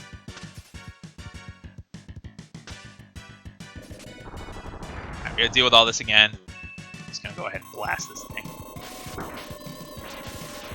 Like double plasma power. It's kind of funny how Mega Man X almost adopts the same idea as Metroid, in that the more secrets and things that you find, like the more heart tanks, the more sub tanks, the more power-ups, the more upgrades you find, the easier the game actually gets. Which is kind of funny. Actually, is it up here? My instinct is telling me it's up here. Oh, there's a health up here. There's health up there. That's nice. Why am I remembering it to be like up here? It might be. It is! Because it is. Excellent. Excellent. Gotta time that right.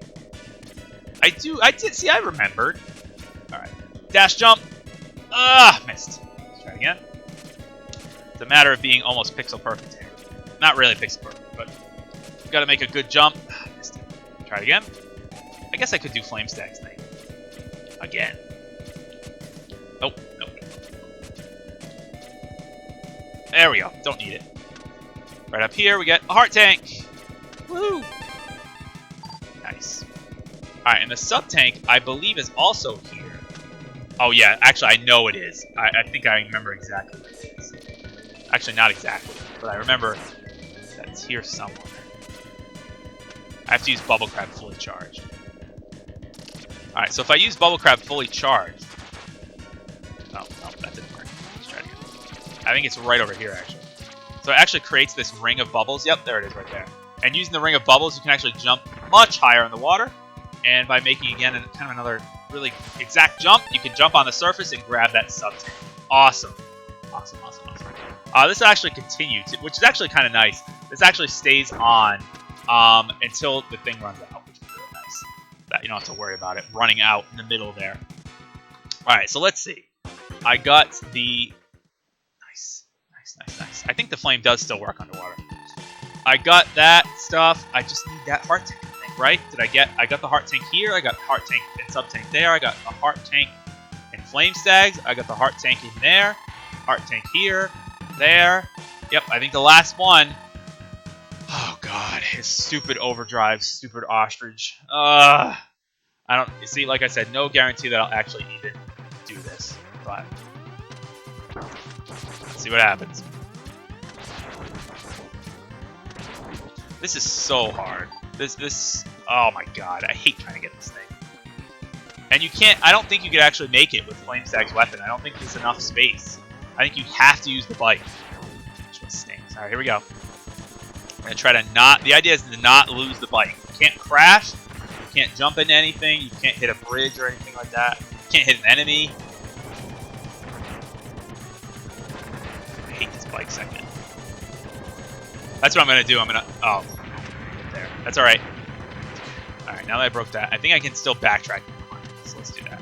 Oh, we got a bike right here. I hate doing this so much. I missed it. It's alright. I'm going to backtrack and grab the bike again.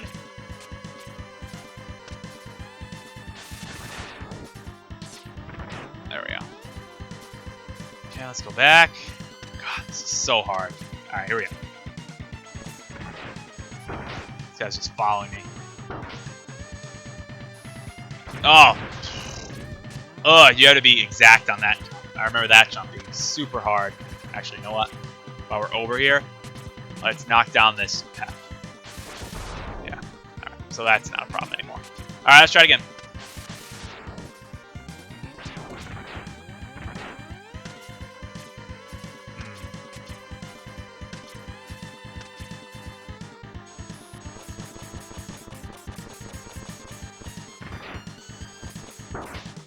Ah, that jump is the hard. I hate that jump. And then after you do that, you have to do the whole inside segment, which is equally as hard, if not more difficult. God, this is like the worst idea. This is the one thing about X2 that I really, really despise. I despise this bike segment because even though it's awesome when you do it, like without trying to get this thing, when you're trying to get this thing, oh, that was really close. When you try to get this thing, it's brutally difficult, and you keep dying, and it's terrible.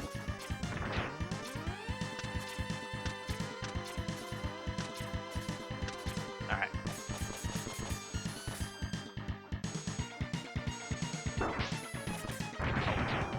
Nope! Oh, come on. Am I just bad at this? Like, is this really not that hard? Or am I just messing it up? Because I always remember this being super difficult, but maybe I'm just like screwing it up super bad. I don't know. I hope I'm not.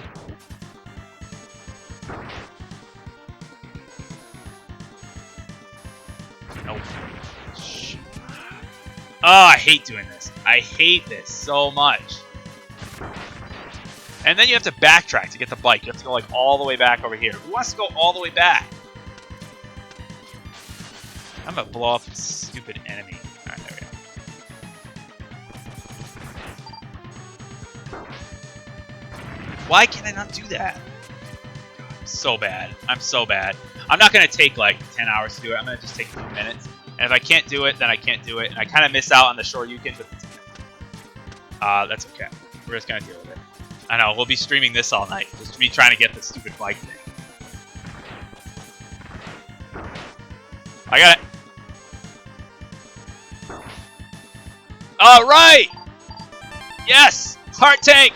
And I'm dead. I don't care. I don't care! But I got it! And that's all that matters. It doesn't. Nothing even matters anymore. I got it. I win. Game over. Game over. Game over, son. Game over. I did it. That's it. That's it. I don't care. I don't care. I'm done. Yes! Excellent. Phew! Alrighty. So I believe I now have all of... It's okay if you die. I don't really care about dying on that part. I now have all the heart tanks, all the sub-tanks. I should be able to get the Shoryuken correctly. Man, that was tough. That's so hard to do. And I should mention, if you mess up in the indoor part, which, by the way, you might not have even noticed, I had to make another dash to get up here. If you mess up in the indoor part, you actually can't even backtrack outside. So you're just screwed. You just have to start over. That's the worst. Alright, anyway. I think to get the Shoryuken, I need... By the way, the Hadouken is in the original Mega Man X. The Shoryuken is in this game. Kind of fun little homage to Street Fighter. But I think what you need... By the way, you don't actually have to do this boss again. You'll actually just...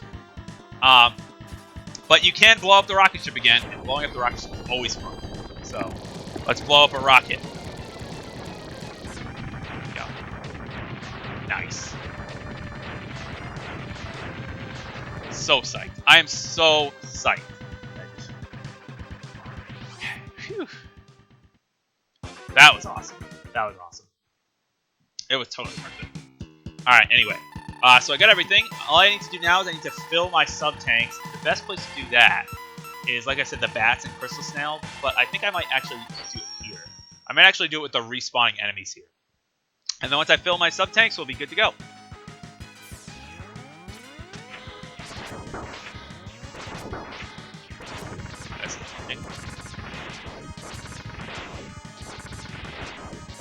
Hey, it would be nice if this thing dropped something. Finally dropped a power-up. Alright, the key is that I have to not keep getting hit.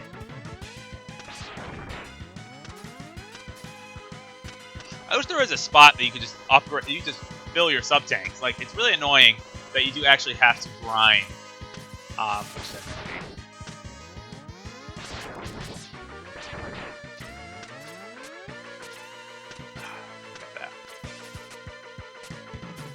Ah, I hate health power-ups that are hard to get. Alright, full health. Let's try to get some upgrades here.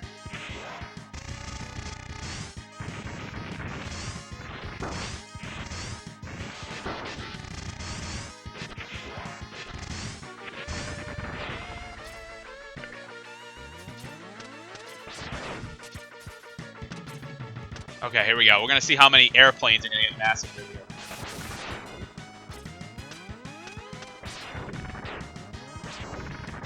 Oh, he dropped a big health, and I can't even get it. He dropped a big health, too, and I can't get it. Ugh, that's frustrating.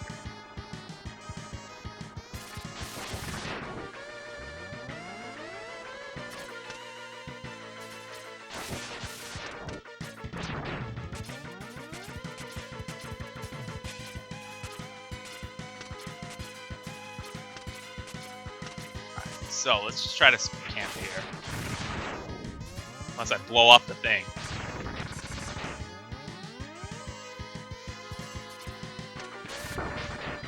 I can't get hit if I'm going to farm health. This is not the best spot to farm health. This is the good spot, though. Actually, this is a really good spot.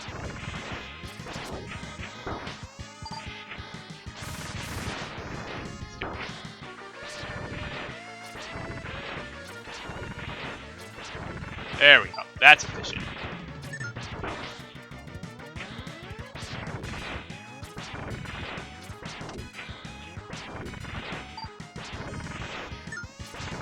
Nice. Look at this efficiency. Now that is efficient. Oh, I love it. So while I'm doing this, by the way, is there anything that any of you want me to talk about? Because I know it's just kind of dead air time right now.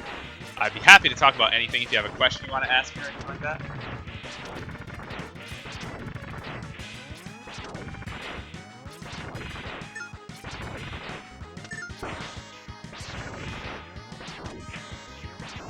By the way, I should mention, my favorite of the X series is X2, but again, I think it is kind of blinded by nostalgia a little bit. It is a game I grew up with after all. So I do have to say it is my favorite. My least favorite is X3. I don't know, I think just some of the bosses are not as original, and it's just, it almost, I don't want to say guts, no, that's not true. That's not a good way to put it. I don't know, it just seems like they tried to just put a fresh coat of paint on something that was already working well without really making any major innovations. I think some of the weapons are a little outrageous, some of the enemy designs are a little crazy. Now, I have to give credit where credit is due. Like, X3 is an amazing game, and, you know, it's a lot of fun to play. I'm not saying that's bad by any stretch. X3 is a fantastic game. By the way, this thing respawn is great. But it is I have to say it is my least favorite of the X series. Look at this, I can just stand right here. What am I even doing? Oh, it's health power-ups. Nice, look at this. This is way faster. X3, I just feel like X3 didn't live up to the first. Like, it's a great game. I don't want to say it's a bad game. It's an excellent game. And playing as Zero, by the way, is awesome in that game. But I do feel like it was just underwhelming to me. It just felt like forced in a way. We got to make it a trilogy. We got to make it a trilogy. Kind of like, actually, I compare it very much to Donkey Kong Country 3, in the sense that Donkey Kong Country 3 is an excellent game. I would never say that that's a bad game, but compared to the first two, I don't quite think it lives up. It doesn't have the same sort of feel as the first two, if you know what I mean. Like, when you play it, you don't get the same vibe from it. It feels like kind of silly, maybe even a little over the top in some places. My sub-tank's filled? Just about. And that's how I feel about X3. I feel like it's good. It's very good. But it just doesn't feel the same. It doesn't feel like the classic Mega Man X that I know. But X4 is fantastic. I really do like X4. And yeah, the zero tag system, that should have been like automatic. I don't know why that was so weird in the original version. X4 is really good. I did really enjoy X4. I thought that was a great game, and it was a great transition to the newer quote-unquote Mega Man X, because the graphics were updated and the physics were updated, and you could play as Zero, which was awesome. Zero, by the way, is like the coolest video game character, or one of the coolest video game characters ever, because he's a robot with a sword, and he's awesome, and he screams, "What am I fighting for?" X5 was like good. I mean, the real big moment in that game was, if anybody doesn't know, is the X versus Zero fight, depending on who you play as. If you play as X, you fight Zero. If you play as Zero, you fight X, which is a really cool mechanic in that game. But besides that, it's like a total throwaway. Like, the plot is absolutely ridiculous. The bosses are laughable. I did beat it, though. I beat X5. That was a fun game. I have the X collection. Where things really started to go downhill is X6. Oh, God. X6 is bad, bad, bad, bad. And after that, it's just but X1 and 2 are the classics and are still fantastic.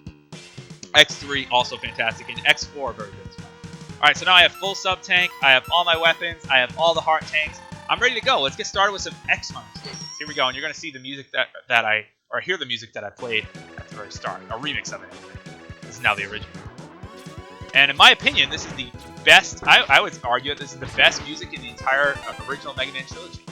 I love this music. It gets your blood pumping, it's fast-paced, and it fits with this stage perfectly well. Because these stages feature a blend of all the enemies you've seen. All the enemies and obstacles you've seen will be featured in these stages and will be put to the test. And even these things, which we haven't seen since the intro stage, actually kind of play a big part in this stage, especially in this stage in particular. I'm glad there was a counter that 138 planes were killed in that farming of stuff. That's good. I'm glad someone was keeping track of it. I take a hit there, that's okay. Just want to get out of that without getting crushed a while. Awesome. Whoa.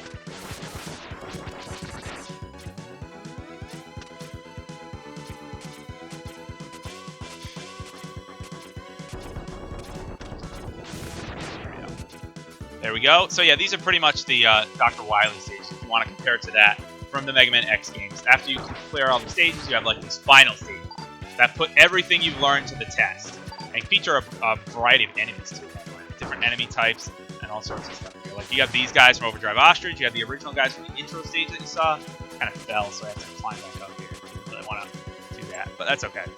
Jump those things. I don't like these clamps; they just waste time.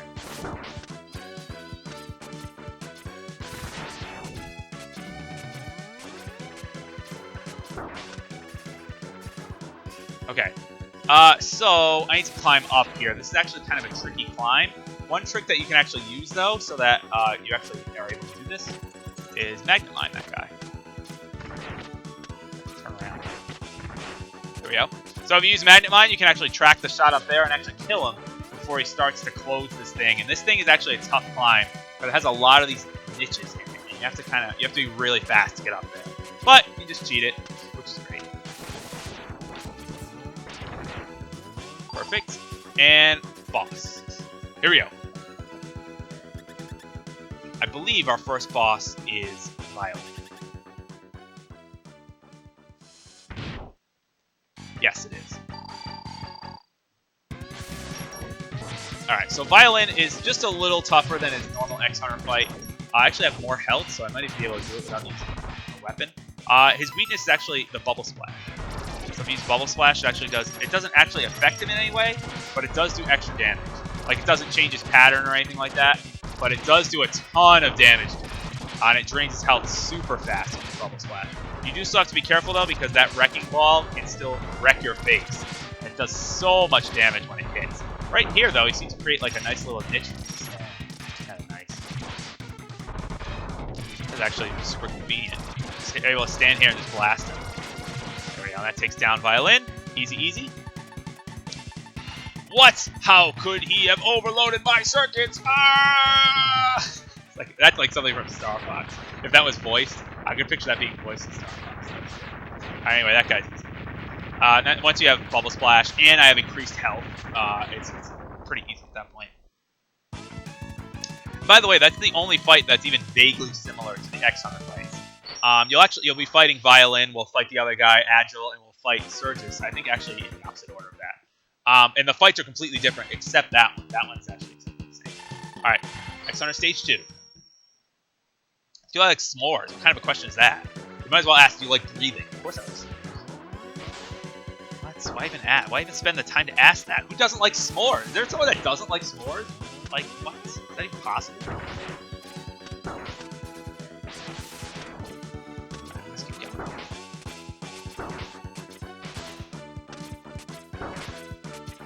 Just gonna take hits from all that stuff because I don't feel like dealing with all that. Alright. I don't feel like dealing with any of this. Look at all that stuff. No thanks. Alright, so this is actually kind of a unique idea. You saw these platforms from before. Well, now you actually kind of have to use them as ways to actually get to the other side. So, kind of a cool idea. You gotta wait for this platform to go all the way over here, and then drop down, and then go under it, and then do the same thing over here. Kind of a neat idea. I thought that was really creative. Definitely something that we haven't seen yet. So same thing here. We actually have to wait up here until that passes by, and then you could cling to it, or you can just air dash and get the air dash upgrade. By the way, all this stuff is completable without any of the upgrades. You can actually do it. It's way harder because the air dash just makes things so much easier all around.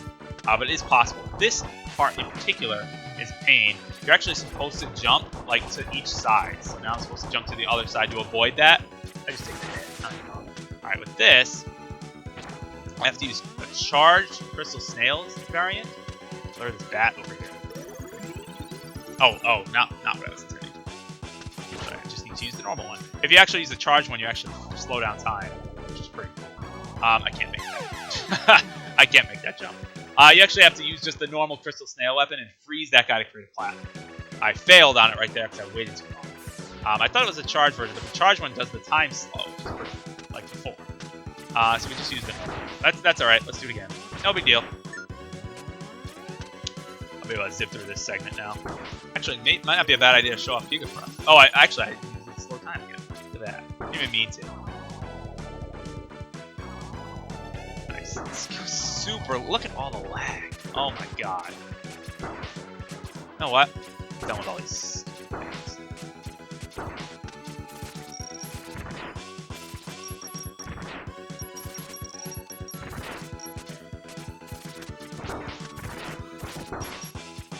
Alright, Giga Crush. I'm done with all these stupid turrets. Turrets be damned. Boom! Goes the dynamite. Love it.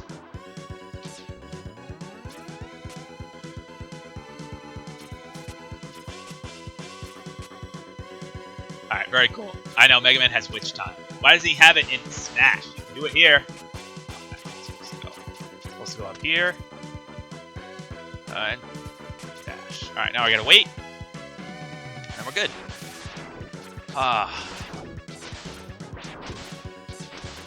Gotta wait for this platform to come back down eventually. There we go. I'm just gonna take the hits. I'm not even gonna try to dodge all these things with all those spikes around. No thanks. Just take hits. Alright, now we wanna freeze. Okay, that was better. There we go. Better. Alright, same thing here that we've used before. Whenever we dealt with things like this. Hey, come on, L. Why is my R button not working? So, that's alright. Same thing we've used before. Destroy that. And then I believe we use Flame Stag's weapon to jump up through here. These controls are really old. Oh, not at all. Not even a little bit. I thought it was Flame Stag. Clearly not. Alright, that's only a life. There's only a life over all those spikes. F that. Not even worth it. Why even bother?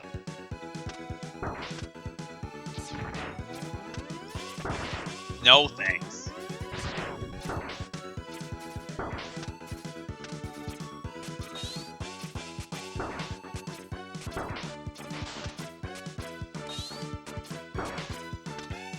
Alright, I'll just get back to this part.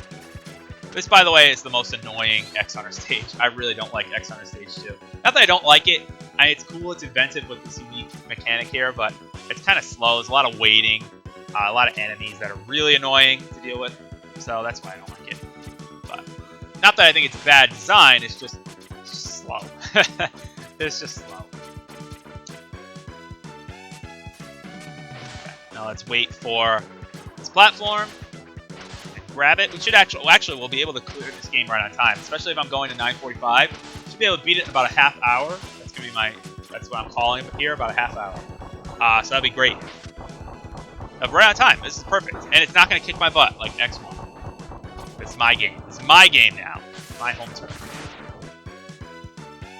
All right, where are we? There we go. Come on, Bat. Bat.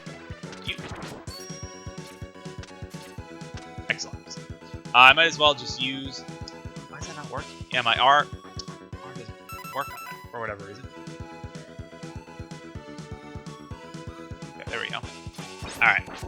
Run over here. Let's grab that little health, and we're going to fall down here. Alright, and we got a boss. Nice. And I have a sub-tank if I need it. I believe... Is this Agile or Surges? I think this is Surges, and if it is, I need this. Ah, yes it is. Okay, perfect. Alright, so this is the second Surges fight, which is way different from the first one.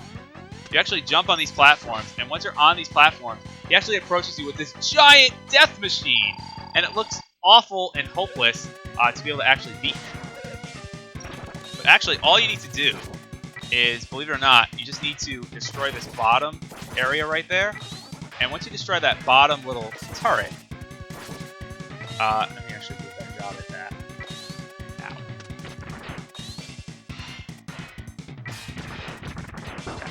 Ow. Oh, jeez.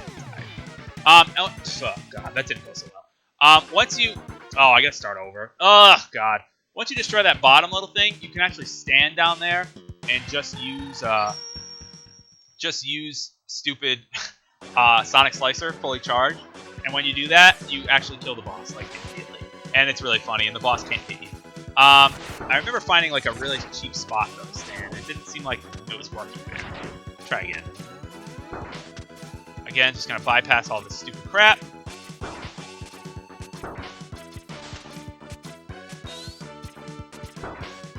Ow. Ow. I hate these things. Get out of the way! Oh, so irritating.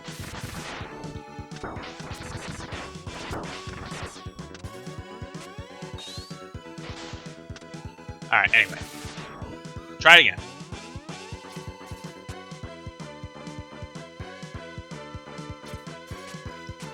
And yes, the Shoryuken, just like the Hadoken in Mega Man X, the Shoryuken does one-shot bosses with this as well.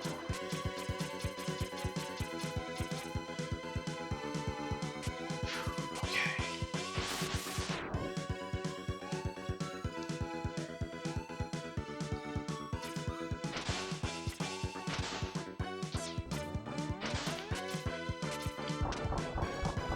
I might actually have to use a sub-tank, but I don't remember this being that bad. I remember being really easy, actually. I don't know why I was having such trouble.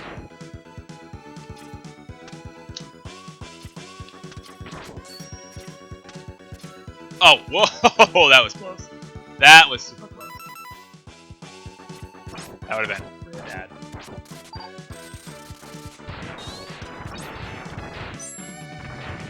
I'm gonna have to use a sub-tank. That's okay. Let's just recover some health.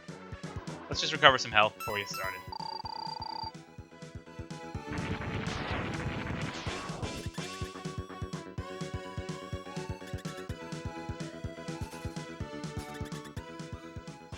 Alright, so let me try to show you what I was actually talking about here.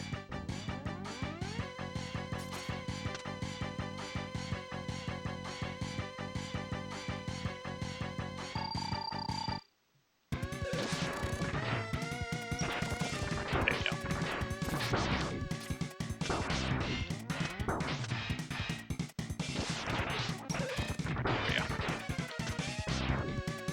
So if you use a charge blast of this, it just completely destroys the machine.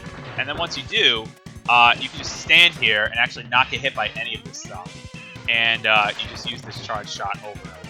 And it just wrecks the boss. It's really cheap, I know, but it's perfect. Because Surges is a jerk, and I hate fighting Surges. I hate this battle because over instant death spikes. I really don't like it. But if you use the charge version of this, you just obliterate it. It's also his weakness, which is, you make it even better. There we go. And that's the end of that. That's the end of Dr. Gero. This is impossible. The prophecy must be fulfilled. Blah, blah, blah, prophecy. Anyway, it doesn't matter. He's dead on his giant death machine. Ah, that was fun. Great. Okay, here we go. I love all the football talk going on, too. I'm definitely going to weigh in on that. But first, I want to beat Mega Man X. Alright, now I believe we have Boss Rush. Oh, no, we have Agile Stage. That's right, and we get the Shoryuken. I gotta fill my sub-tank, because that's how you get the thing. Alright, so I gotta fill my sub-tank. I think I need all 4 full sub-tanks before I can get the Shoryuken. So I do need to refill that one sub-tank I used. So let's do that right now. Hopefully these guys cooperate. It would be really fast. Sorry, we're going to kill more planes.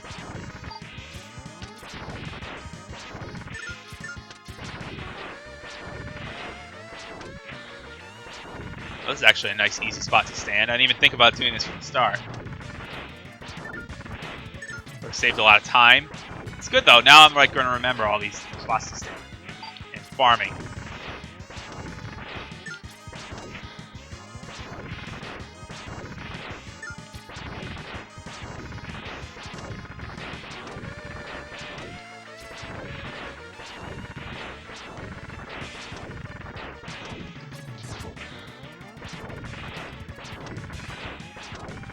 Come on, health drops. Health drops, please. Health, please. Please. Thank you. Not full health, though.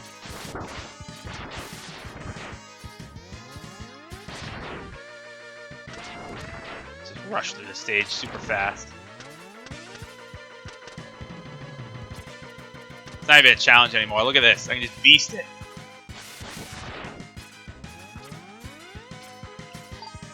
Look at this. This is how we should play all the time. Why couldn't I do this before?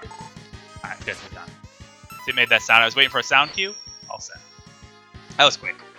Okay. Moving on.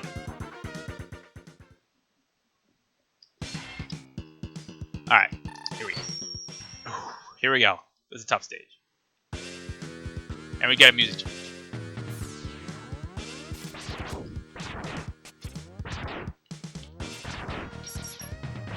So I have to remember where the Shoryuken is. And I think I have all the requirements for it. You need 4 full sub-tanks. I think you might also need to be at full health. I'm going to try to not take damage. You have to have all the heart tanks, all the sub-tanks, all the weapons, all that type of stuff.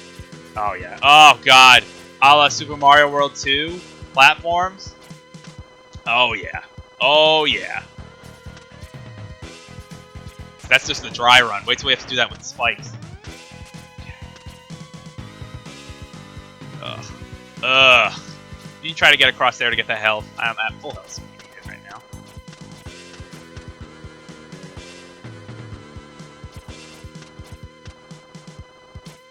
There we go. God, this platform is so annoying.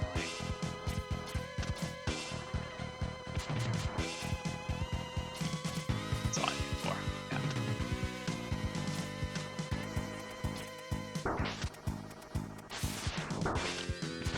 I think I just need to get up here, and then I can use this. Yep. Perfect. Okay, perfect. Alright, now I need to lure... So this is where the Shoryuken's kind of hidden. You have to lure these bats over here and actually freeze them and use them as platforms to get up to that ladder. Okay, now that I'm up at this ladder...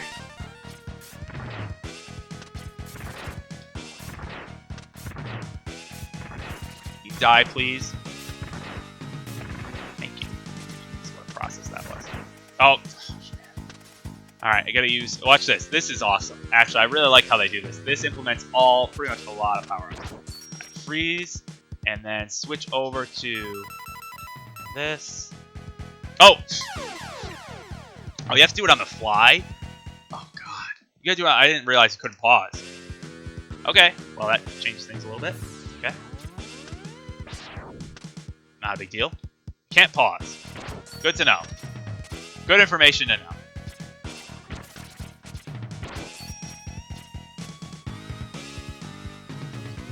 It seems like my controller in the game likes to get stuck on that, though. There we go. Can I switch, please? Why am I not... Why does my controller get stuck on that? Can I not switch?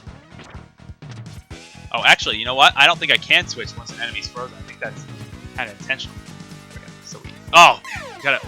God, that's gotta be... That's such a tough jump. I do love the theme of the stage, though. It's using your power-ups and using your weapons to try to do stuff. Okay, so actually that's intentional. I thought it was my controller acting up. It's not. It's intentional that we can't switch weapons once you have something frozen. Good to know. I did not... I was unaware of that.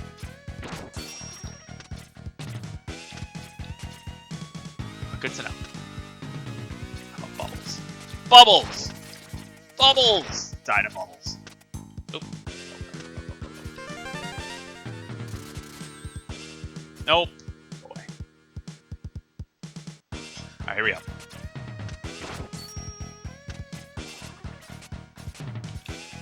F! That jump is so hard. That's so precise. Ah! God, that's so tough. Alright, let's try it again. It's okay. It's gonna take me as many times as I can.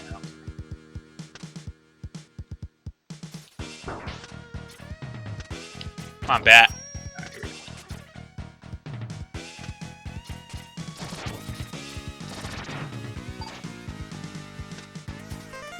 Because you get free life every time anyway, so it doesn't matter. Alright, focus. Focus here.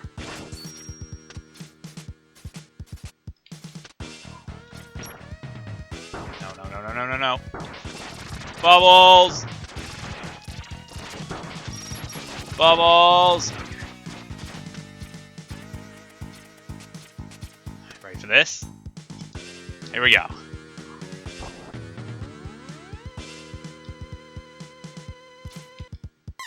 Yeah. Alright, gotta air down. Gotta use the air thing there.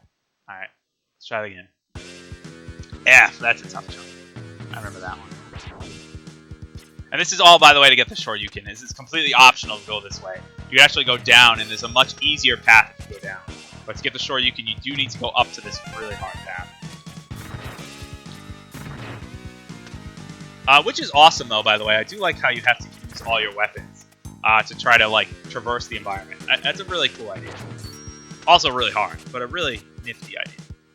Damn it! I can't... Oh, God. I can't get over there. Why am I having such trouble with that? That's not even the hardest part. The hardest part is the jump after that. Alright. Come on, bat. Nice to put a one up there, though. Thanks, game. Oh. No.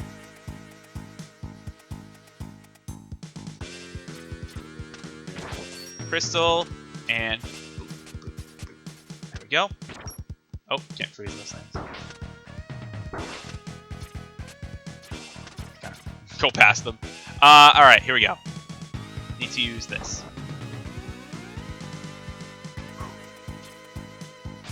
Nice. Now you slide down this wall. And when you slide down this wall, I should... Inside here. Inside. There is nothing. Inside, there should be my good old-fashioned Hadouken, or Shoryuken. And it looks like there is a lot of nothing here. Where's my Shoryuken? And why is it not here? I need full health? Oh, God. Oh, I need full health. Wait a minute. Let's see if I can get full health. Oh, God, I need full health. I need full sub-tanks, too. Oh! Maybe I can lure this guy down. Come on down. Come on down. No, come on down. F. Alright. I don't know. Try to lure this guy down here. Ooh, wait a minute. Come on, baby. Get down here. Get down here so I can kill you and grab a health.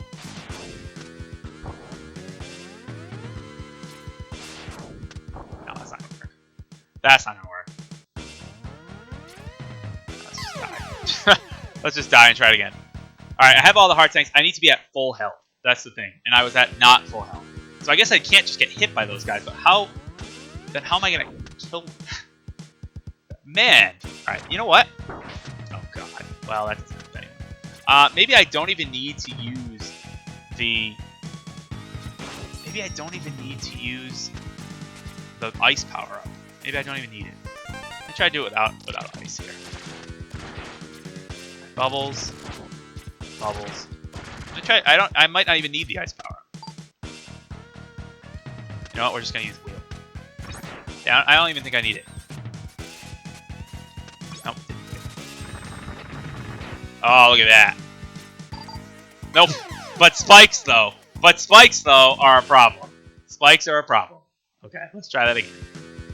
Alright, well that actually is nice. I actually don't even need to use the ice to get over there. But I do need to use a dash to get over spikes, and that's never an easy thing.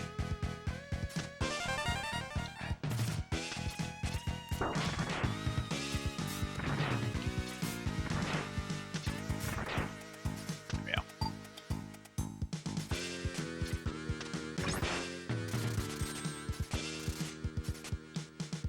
Damn it! Those spikes! I hate these spikes!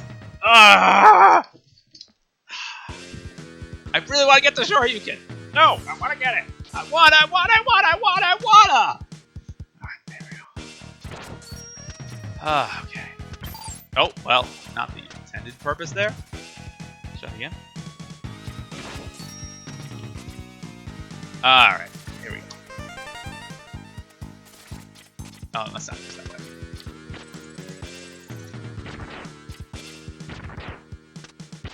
Oh, this actually might work better than the wheel.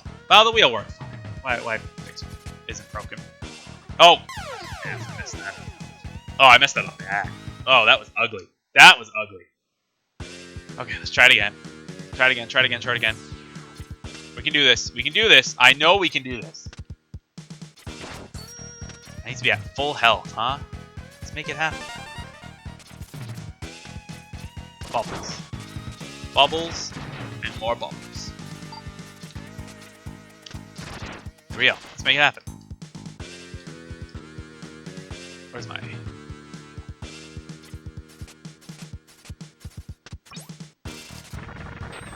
Perfect. Alright. Alright, here we go. Now this go. Ah, too early. Oh, man, too early. Oh, that was so close.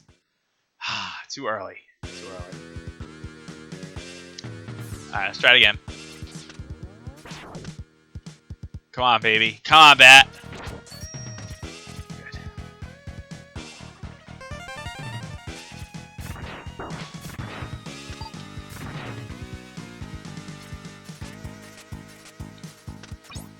Wheel.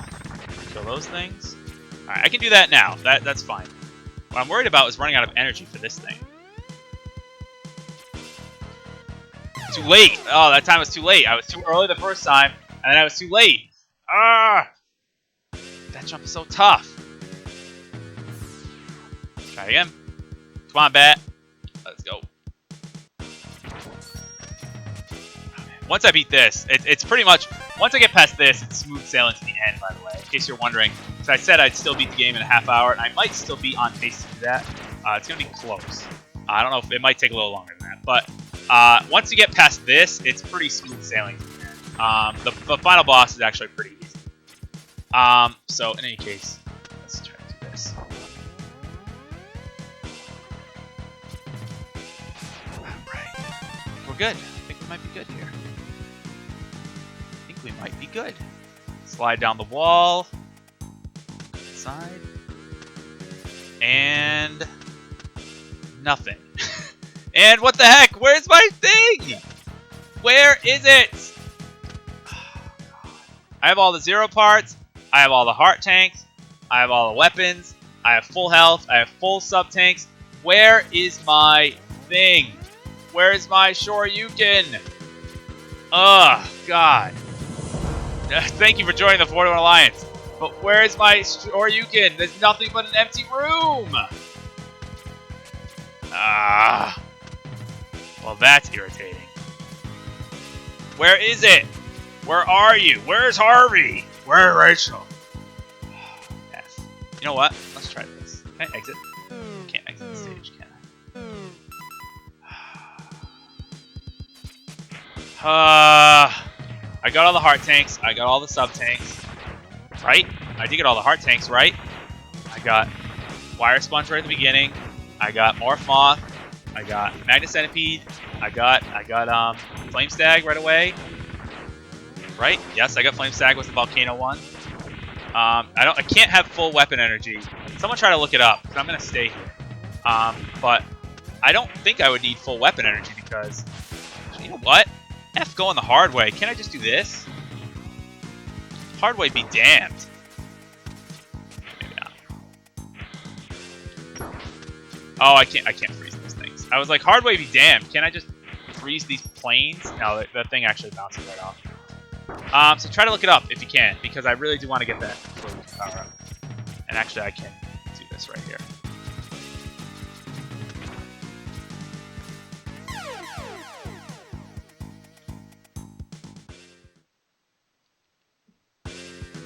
Did I miss one? But which one did I miss? I can't. I don't even remember. Like.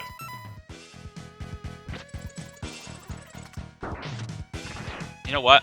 Alright, well, in that case, let's just die and get out of here. I don't think it's the right place. It's the right spot. It is the 3rd Sigma level. That's exactly the spot I'm supposed to be. What heart tank did I miss?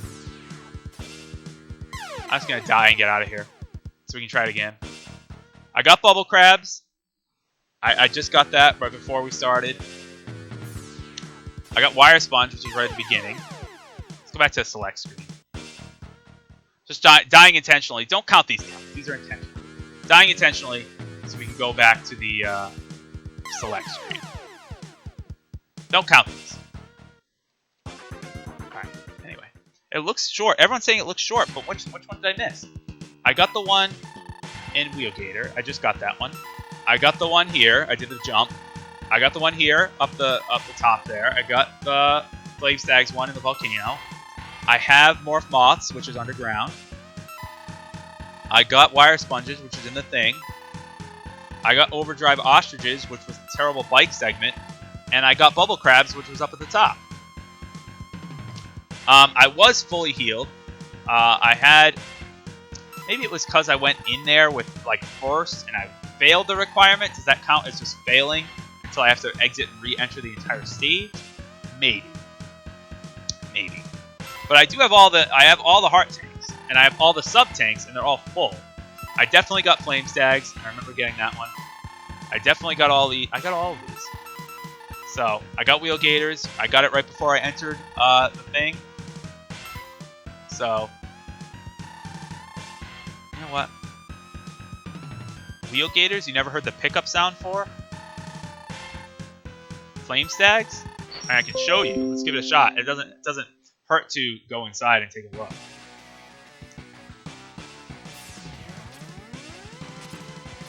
I guess it doesn't hurt to go in here and take a look, but it was right at the volcano segment, right? When you had to go up in the volcano right here.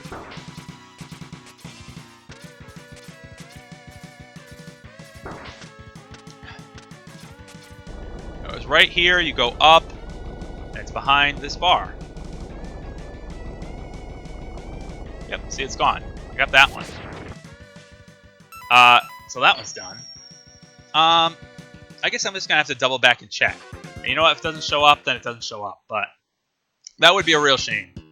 It might be because I went in there and failed the requirement. That's what I'm thinking. Because I have all the heart tanks, I have all the sub tanks. I know that for a fact. So you know what? It might be because I went in a first time and not at full health. So it might have been like, well, you failed. You have to go right, exit the stage and re-enter. So let's give that a shot. I got Wheel Gators. This guy's just gonna make me jump repeatedly. Go away, bug thing. Go away, bug thing. See you, Robius, 1991. Appreciate it for coming. Thank you. Alright. Alright, anyway, we're just gonna try it again.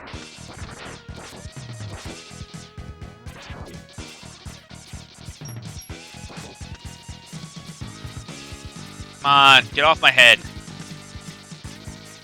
I hate these things.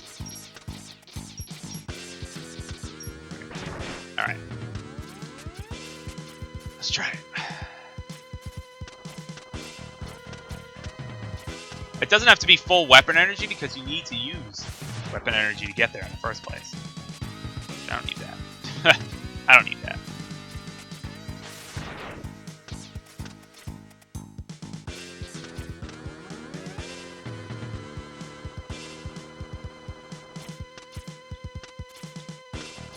Oh, jeez. I think I can make it there without using that platform. Maybe not. I think it's just a bit too high. Oh, F, spikes. Oh, God, I didn't mean to do that. I didn't mean to do that. Oh, I hit the spikes. Alright, let's try it again. I have to do all those jumps again.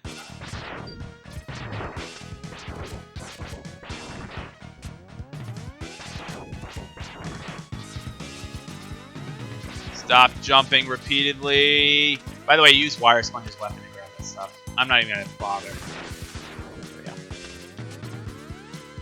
Alright, you know what? Now I'm getting upset. Let's go. This is Mega Man X2. This is what I'm good at.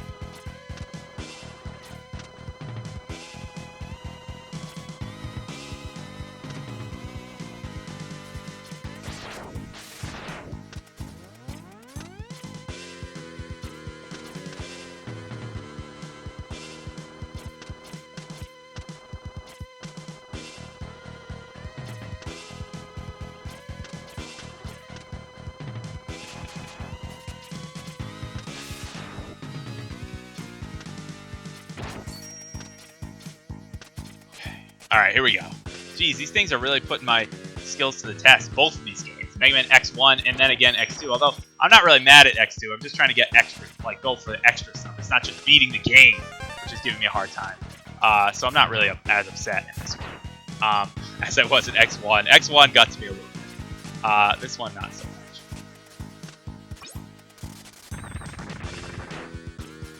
Look at that, I got the first try.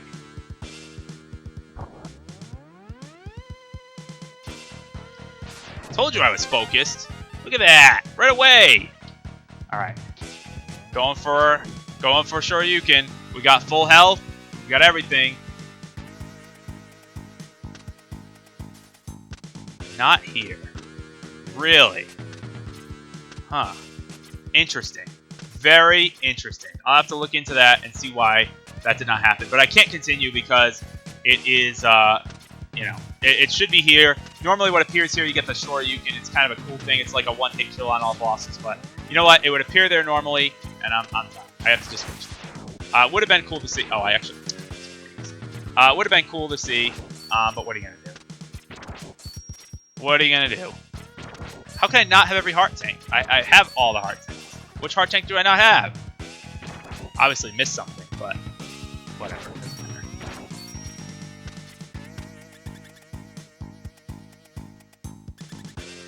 I'll probably look after the stream, and if I find it, I'll like post it on Twitter or something. All right. Anyway, this boss's weakness. By the way, this boss is agile, way different from the original agile, because agile is like a spaceship now, which is weird. His weakness is magnet mine, and it also makes this boss really easy because you can just go ahead and do that. So by the way, this boss's gimmick is that he makes these like spiked platforms appear, and wherever he is, that means that's where those spiked platforms will not be. So it's kind of cool. You dodge the platforms by, you know, standing under him, actually, which is, ironically, some of the most dangerous spots to stand, but it's a cool little idea. Anyway, with Magnet Mine, you can actually, I control the trajectory of Magnet Mine, so I can do that. That takes care of that. Nice, and that gets rid of that guy. Easy, easy. It's like, yeah, I'm a spaceship. So, I don't know why he just turns out to be a spaceship. But whatever. So normally there's supposed to be a Shoryuken power up there. It is a shame that we couldn't get it. That's okay. We'll just continue with the game now. We're going to be able to actually clear it pretty fast. Because that's that. Then we have boss rush, and then we have the final boss. So let's go ahead and do it. Alright, boss rush is pretty easy. It actually plays the cutscene music, which I like. It's easy because, actually, it kind of pays homage to the original Mega Man, where you got to go up this little shaft here. I kind of like that. But we go in this portal. And we're going to fight all the bosses.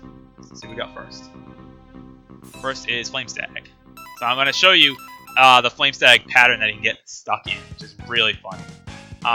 That if you use Bubble Crab's weapon, he actually gets stuck. You have to wait till he comes down first time. And he's going to get stuck in a pattern where he's going to keep throwing fireballs. Look, all you have to do is this.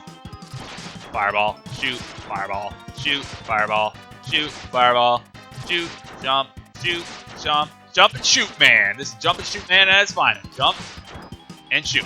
Just jumping and shooting. And the easiest boss ever. Easiest boss ever. So that takes care of that. Actually, the Zero fight actually has a very similar mechanic where you can break it like that. But Anyway, I'll talk about that in a little bit. Alright, over here. Looks like we got... Oh, Magna. Magna Centipede. Essentially Boomer Quanger 2.0. There we go.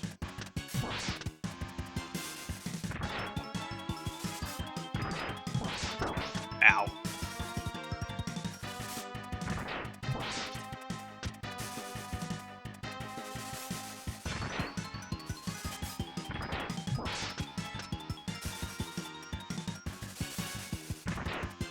Everyone's saying I'm missing a heart tank, but I don't know which heart tank I would be missing.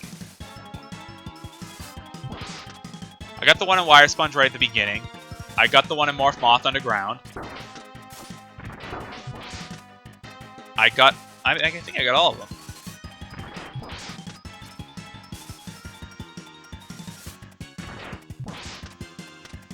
I got Magna Centipede. I'm just thinking back. I got Crystal Snails. I got Overdrive Ostrich, thank God. But anyway, it's not. I mean, it's not that important. It just would have been kind of nifty. But anyway, it's a cool reference to Street Fighter.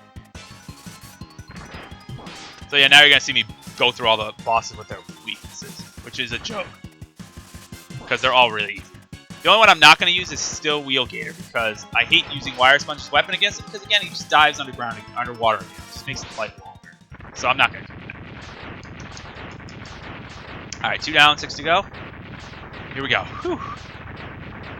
Sorry I couldn't show off the Shoryuken though. It is pretty cool. It is pretty cool. Alright, here we go.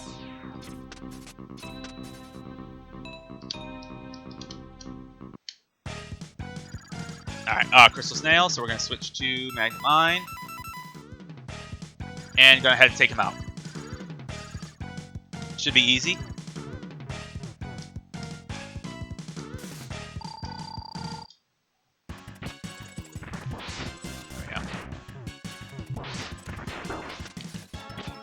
Oh, God, I missed. Ugh.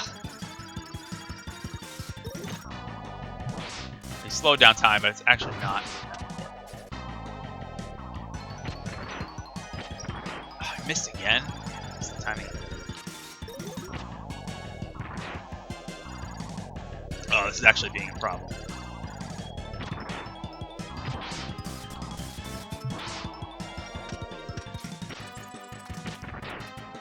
It's actually, I'm doing really bad timing on this. See you later, Lumpy Space.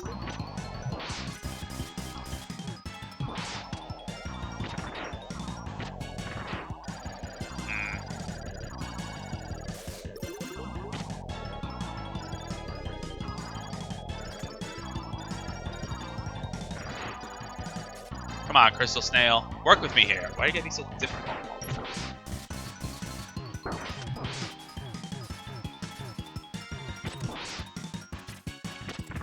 Why is it gonna be so difficult? Why can't you just stay down? I did go the hard route, and I made it. That's the thing. Okay, you know what? Crystal Snail gave me a lot of trouble, but it was all worth it for him smashing into the wall to kill himself. Because that was funny. I'm happy I got the heart tank on the bike. Like, sure, Yuken's great, but my accomplishment is getting the heart tank on the bike on a live stream. That was great. That was great. Forget all the other stuff. It's all about the bike.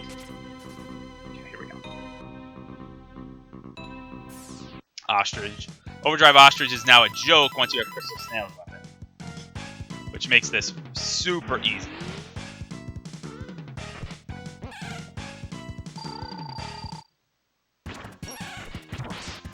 Freeze. That attack. Freeze. That attack again. Same pattern. Freeze. Blast. Freeze. Going really close to the top of the screen here. Freeze. Again.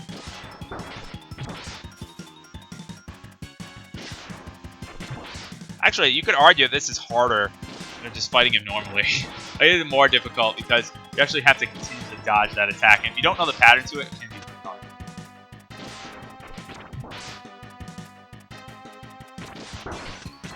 There we go. That takes care of that. Not too hard. Overdrive Ostrich. Easy, easy. Yeah, Joshua, I raved about Super Mario Bros. 3, or Super Mario Bros. Z earlier. So good. I'm so hyped for it. Oh my god. Oh my god. It's like the best. I'm probably going to watch it now. Now after this, I have to watch it. Alright, here we go. This is Bubble Crab. I actually might need I might need a sub-tank here. Oh, sub-tank, sub-tank, sub-tank. Yeah.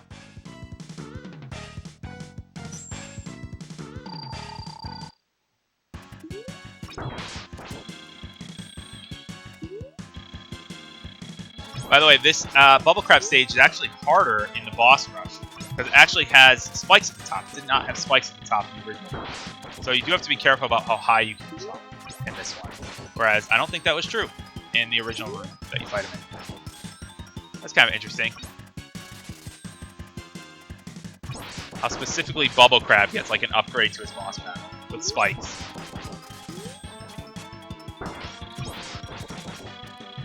There we go. It's still easy though. It took a lot of hits, but it doesn't really even matter. Easy stuff with Bubble Crab. I do like seeing all the bosses explode again. It makes you realize too, like you're able to beat them so easily now that you have like all the upgrades and you can have all the weapons, and it makes you realize like how far you've come. I really like that in a game. When a game allows you to look back and be like, you know what, this was super challenging at one point, and now it's a cakewalk. That's a good feeling. Right, Wire Sponge. Wire Sponge is weak to the Sonic Slicer because it just slices off his spinning wires, I guess, whatever's sticking out of him. Just slices it off. So he can't actually do that thing, and he actually cannot block it with the spinning thing. So it disrupts all of his attacks, and it's a joke. I mean, look at this. He literally cannot do anything. All right, the only part where he is actually immune is this. He charges up, gets a spike on his head, blasts the stage. After that, it's just the same old battle. Very easy. I do like the pain face it makes like when he gets hit. That was funny. That was good though. Very, very good.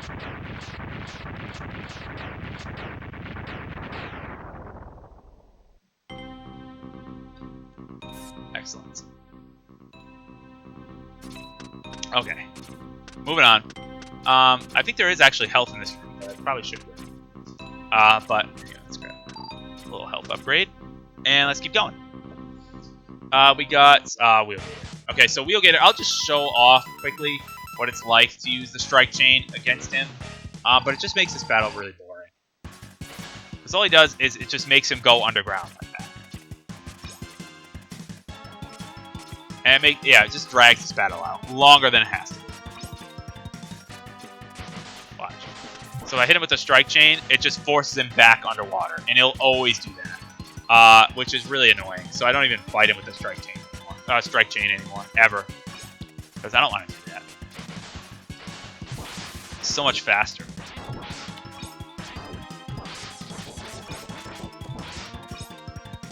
So much lag, though. Alright. So see, you're able to get a lot more damage on him while he's up. Rather than use the Strike Chain, have him go underwater, dodge this thing again, Strike Chain, underwater, dodge the thing. Like, who wants to do that? Not me.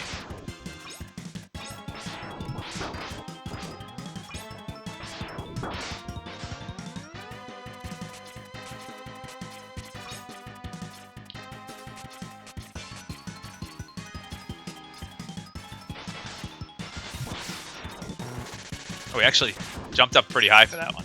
That was cool. All right, probably one more repetition of him going underwater and back up, and we should be good.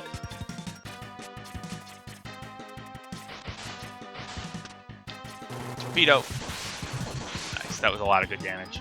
And now he's gonna do this again. And it's just gonna top. Bam! Death by plasma. That takes care of Wheel Gator. Yeah, no. He's like, I got hit back underwater. It's like, no, don't go back underwater. It's just gonna take longer. Who the heck wants to do that? So that's just bad. You don't want that to happen. I don't want that to happen. So let's just make sure that doesn't happen. All right, here we go. Moving on. Almost done with the game. Just gotta beat this, and then it's final boss.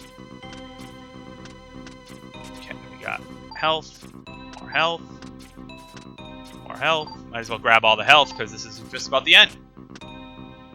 Here we go. Hey, Super Yoshi 141, welcome. All right. Oh yeah, we get to actually use the S burner here. Didn't get to use the speed burner last time. The speed burner actually sets this whole Kakuna on fire, and it does a ton of damage. and it just obliterates the boss, which is great. I do like setting him on fire, though. That's kind of a funny effect. And it makes sense. I mean, Bug is weak to fire. Just lights him on fire.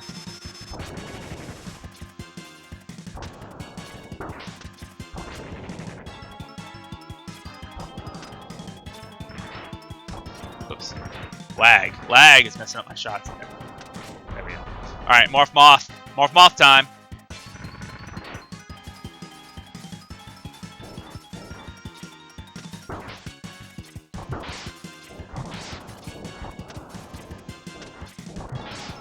Try to hit him with a charge blast.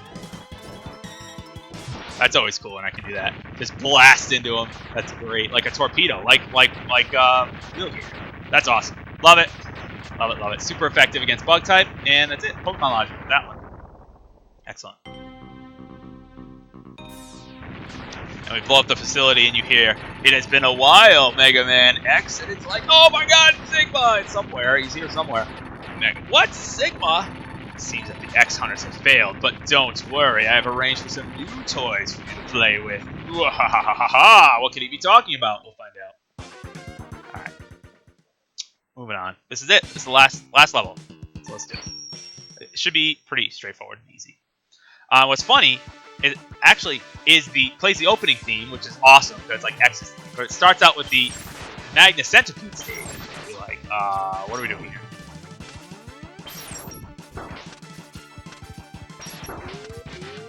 So we go through the first segment of Magna Centipede stage, just like before, actually. And it's funny because if you remember, this is the central computer. Magna Centipede stage actually takes place in the central computer, so it makes sense that we're here. Although it is kind of random. It does seem like this stage has a little bit of favoritism, I guess. I don't know. Maybe they were really proud of it. They should be. It's a great stage. I mean, it's hard, but it's a great stage. But anyway, all we have to do is make it. We don't have to make it to the end. We just have to make it to the mini-boss, and then we're going to go ahead and fight. Let's fight. Or not. So we just need to make it to here, and then encounter Sigma. He's alive! How is he still alive? And he has Zero? No way! Are we going to fight Zero? Actually, no, we are not going to fight Zero. What actually happens is that because we collected all of Zero's parts, we're actually able to rebuild him ourselves. So we don't actually fight Zero. That is actually a fake Zero. If you don't collect all of Zero's parts, then Sigma is able to reconstruct Zero, and you do have to fight Zero here. Although there is another way to very quickly cheese out the fight with Zero, but it is a pretty cool fight. But anyway, seems you let him die, and he's not too happy about that. It is a pretty cool plot twist, though. You get Mega Man versus Zero right here. But actually, we don't have to fight Zero, because that is the fake Zero. And we still get his theme, which is awesome. And Zero's alive, which is awesome because he's the best character. Sigma, you should have studied the blueprints closer. There is only one Zero, and it's me because I'm red. Wait, Zero, I know your secret. You are destined to follow me. Maybe so. Oh my god, plot. But I still don't like you. I love it. Fine. If you will not follow me, then I'll watch you die.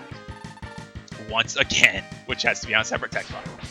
So Sigma is able to escape, but Zero's like, Zero!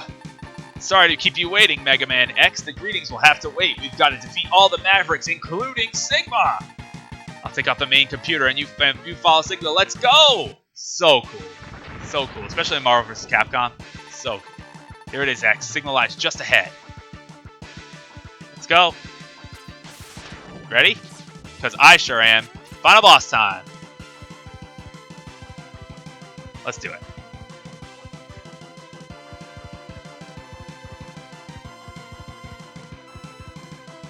So what's actually funny about this is I believe... Let's go. And this music, by the way, is awesome. Sigma's weakness... By the way, oh, and also Sigma was a lightsaber in the first one. He adopts a little bit of a different fighting style in this one. Wolverine. Totally Wolverine! I'm just going to use Buster. I think his weakness is actually Bubbles, believe it or not. But I'm just going to Buster because that should be enough. Played this boss so many times, it should be enough. That attack does look pretty cool. It actually doesn't do as much damage as it looks like it does, but still.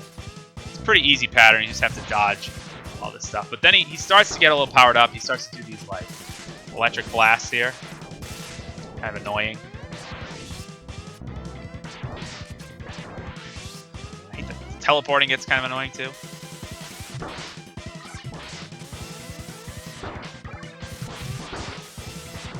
I can just take hits at this point and kill him.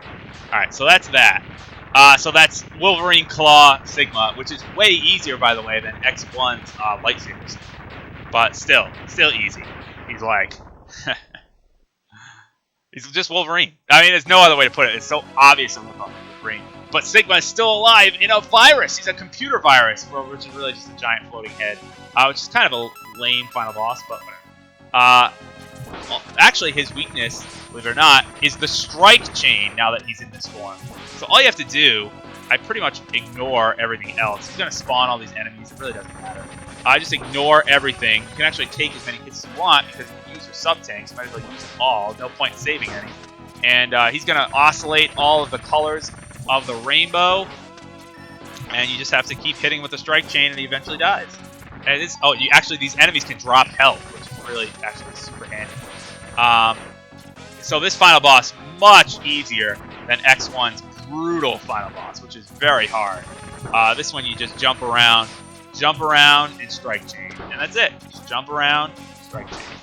And take out the occasional enemy, which I'm glad are dropping health because then I don't have to dip into my sub-tanks. Easy, easy. Orange now, of course, a video game boss you know is almost dead when he gets to red. He like disappears and reappears. Does this kind of weird stuff where he teleports all around the room. It's kind of random. And then he reappears eventually. I don't know what the heck the point of all that is. It's super easy to dodge. But he's going to do all this teleporting. He's going to go back to shooting his laser mouth beam, which doesn't even really do that much damage. I think they really toned down the Sigma fight because I'd imagine there was probably, I don't know if backlash is the right word. Oh, I got trapped. Oh, shoot. I'd imagine that they probably got some feedback about the Sigma boss from X1 being super hard. So I'd imagine they made it easier for future installments, but it's wicked easy here. And then again, it ramps up in X3, where X3's final boss is incredibly hard. So it seems to be very inconsistent. But anyway, I just gotta keep dodging for a little bit, and he's eventually gonna reappear. Eventually. Alright, Sigma. Alright, this is a little excessive here. There we go. And that's it. Done. Done and done. Game's over. Ah, that wasn't so bad. Gotta give the worst weapon some love. Yeah, that's right. X1 was very hard, the final boss. But that's it. That's Mega Man X2. Done and done. And it didn't take like 50 hours this time on the final boss. It just took a while to try to get the Shoryuken, which never happened. But that's okay. Mega Man X, I have lost to you again. Each defeat only makes me stronger and serves to bring you closer to your ultimate doom. It's like a saying. Although that doesn't really make sense. But something is not right. I don't quite understand. Why did Zero? He is last of the Doctor's creations. Dun, dun, dun. That's all mysterious and won't be revealed for a long time as to what that means. And then he just blows up. And somehow X survives all this. Just standing there. Just teleports away. And he's like, yeah, LOL, no. I'm not going to deal with that. Best way to kill a computer virus? Just hit it in the face with a chain. Hit it with a grappling hook. Over and over and over and over. That's what I do. Next time I get a computer virus, I'm just going to take my Super Nintendo controller whoosh, whoosh, and just grapple it over and over and over if I get a computer virus. Anyway, that was it. That's the original X2 on Super Nintendo. I showed you the cartridge. And that was a lot of fun. That's it. You get the credits. And that's Mega Man X2. Again, a game I grew up with. A game that I could never beat when I was younger, which is actually what even makes it more nostalgic for me. Because I remember when I did finally beat it when I was a teenager. I was like really accomplished that I beat this game. Finally, because it was a game that when I was like 7 or 8, I'd play through the first few stages. I'd play through like Wire Sponge and die on the Spike segment. I'd play through like Flame Stag and die on the Volcano. I'd play through Magna Centipede and die on the Sword mini-boss. The only stages I could complete confidently were like Wheel Gators, Overdrive Ostrich I could complete, and I could get to the boss of Crystal Snail. It was really hard to beat him. I think I only beat him a few times. And Bubble Crab. I could beat Bubble Crab pretty reliably. But besides that, it was like kind of tough. And perfect timing right at 9:30. I did start a little bit late though, so I am going to answer some questions. until 9:45 if you'd like. That was Mega Man X2. This is the 20th stream. I do again have to, as you guys post your questions in the chat for me to answer, and I will answer any and all questions.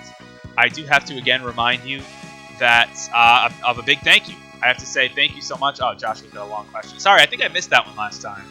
So it was posted kind of early, but I'll be sure to answer that. I do have to give a big thank you to you guys. 20 streams is like when you start out an idea in the beginning of the school year. I was like, well, I can't really do Let's Plays full time and teach full time. It's just too demanding. So what can I do? I can stream. And then I started thinking about streaming and doing like once a week. And once you start to do that, it's hard. Thanks, Ray 692, Josh. It's hard to imagine what it's going to be like 20 streams down the road. And it's pretty cool that this has been going on for that long. And some of you have attended almost every stream event, if not every single one. So I do really, really appreciate that. Don't think that I don't appreciate that. Again, these aren't just nice words for the sake of being nice and for being like, oh, well, he has to be nice to his fans. Believe me, it is a heartfelt thank you. I really do appreciate it. None of this would be possible without you. So I do want to thank you for supporting me, not only for Let's Plays, but for the 20 streams that I've been a part of. And I hope you're looking forward to do many, many more. So it should be a lot of fun. I've received like donations. I've received fan letters through doing this, which is not in arm's reach right now. It's over there.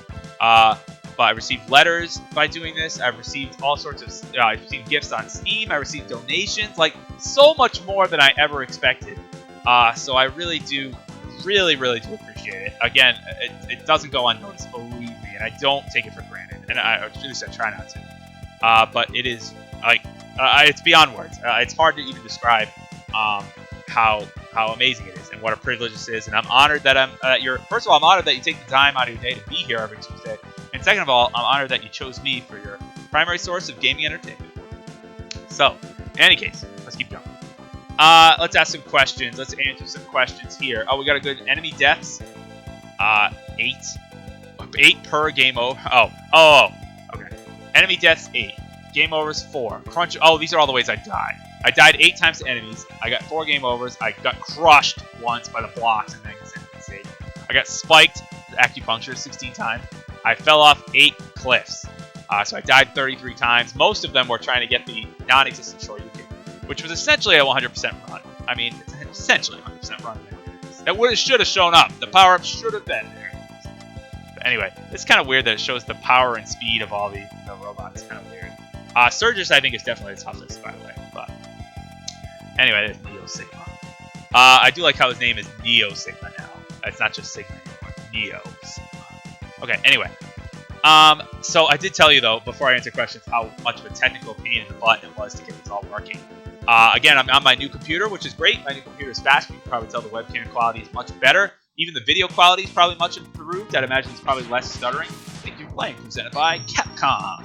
Probably less stuttering in the video, which is nice. Hopefully, it's Twitch to be well behaved. So that's pretty nice. But it did take me a while to get my Dazzle set up and get all the drivers installed and get everything perfectly working. It did take quite some time, actually. But I got it all working, which is really great. I'm going to leave that screen up, and you know what I'm actually going to do? I am going to... I should have done this, actually, from the start. I'm going to play my video of Mega Man X music in the background while I answer questions. So that should be pretty good to listen to. Just have in the background. This is my most viewed video on YouTube. It's 449,000 views. Crazy. I never anticipated that. I made it just because I was like going on vacation one year, and I was like, I wasn't going to be able to post videos for a week. So I was like, here, have this in the meantime. Enjoy. And it's like the most viewed video. Anyway, moving on. So we got some tunes from X1, X2, and X3 in the background, which is always great to listen to. Alright, so, yeah, it was a pain in the butt to get this working because I had my webcam working. That was working just fine because that worked for previous streams. But my my Dazzle was not working. And I was like, why is my Dazzle not working? My HD capture cards work just fine. Capturing the monitor works just fine. Why the heck is my Dazzle not working?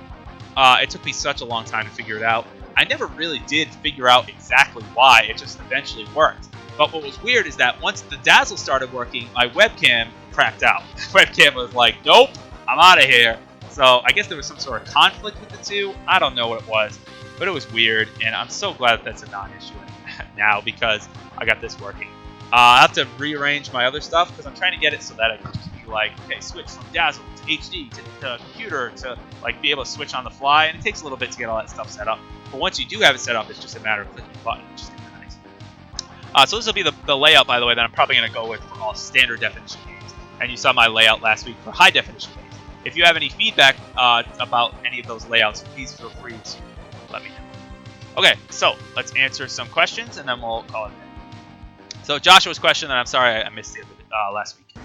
He's asked 5 questions, which I guess I always questions. He asks, Joshua 10122020, what are your thoughts on the new leaked Zelda trailer? Haven't heard that much about it.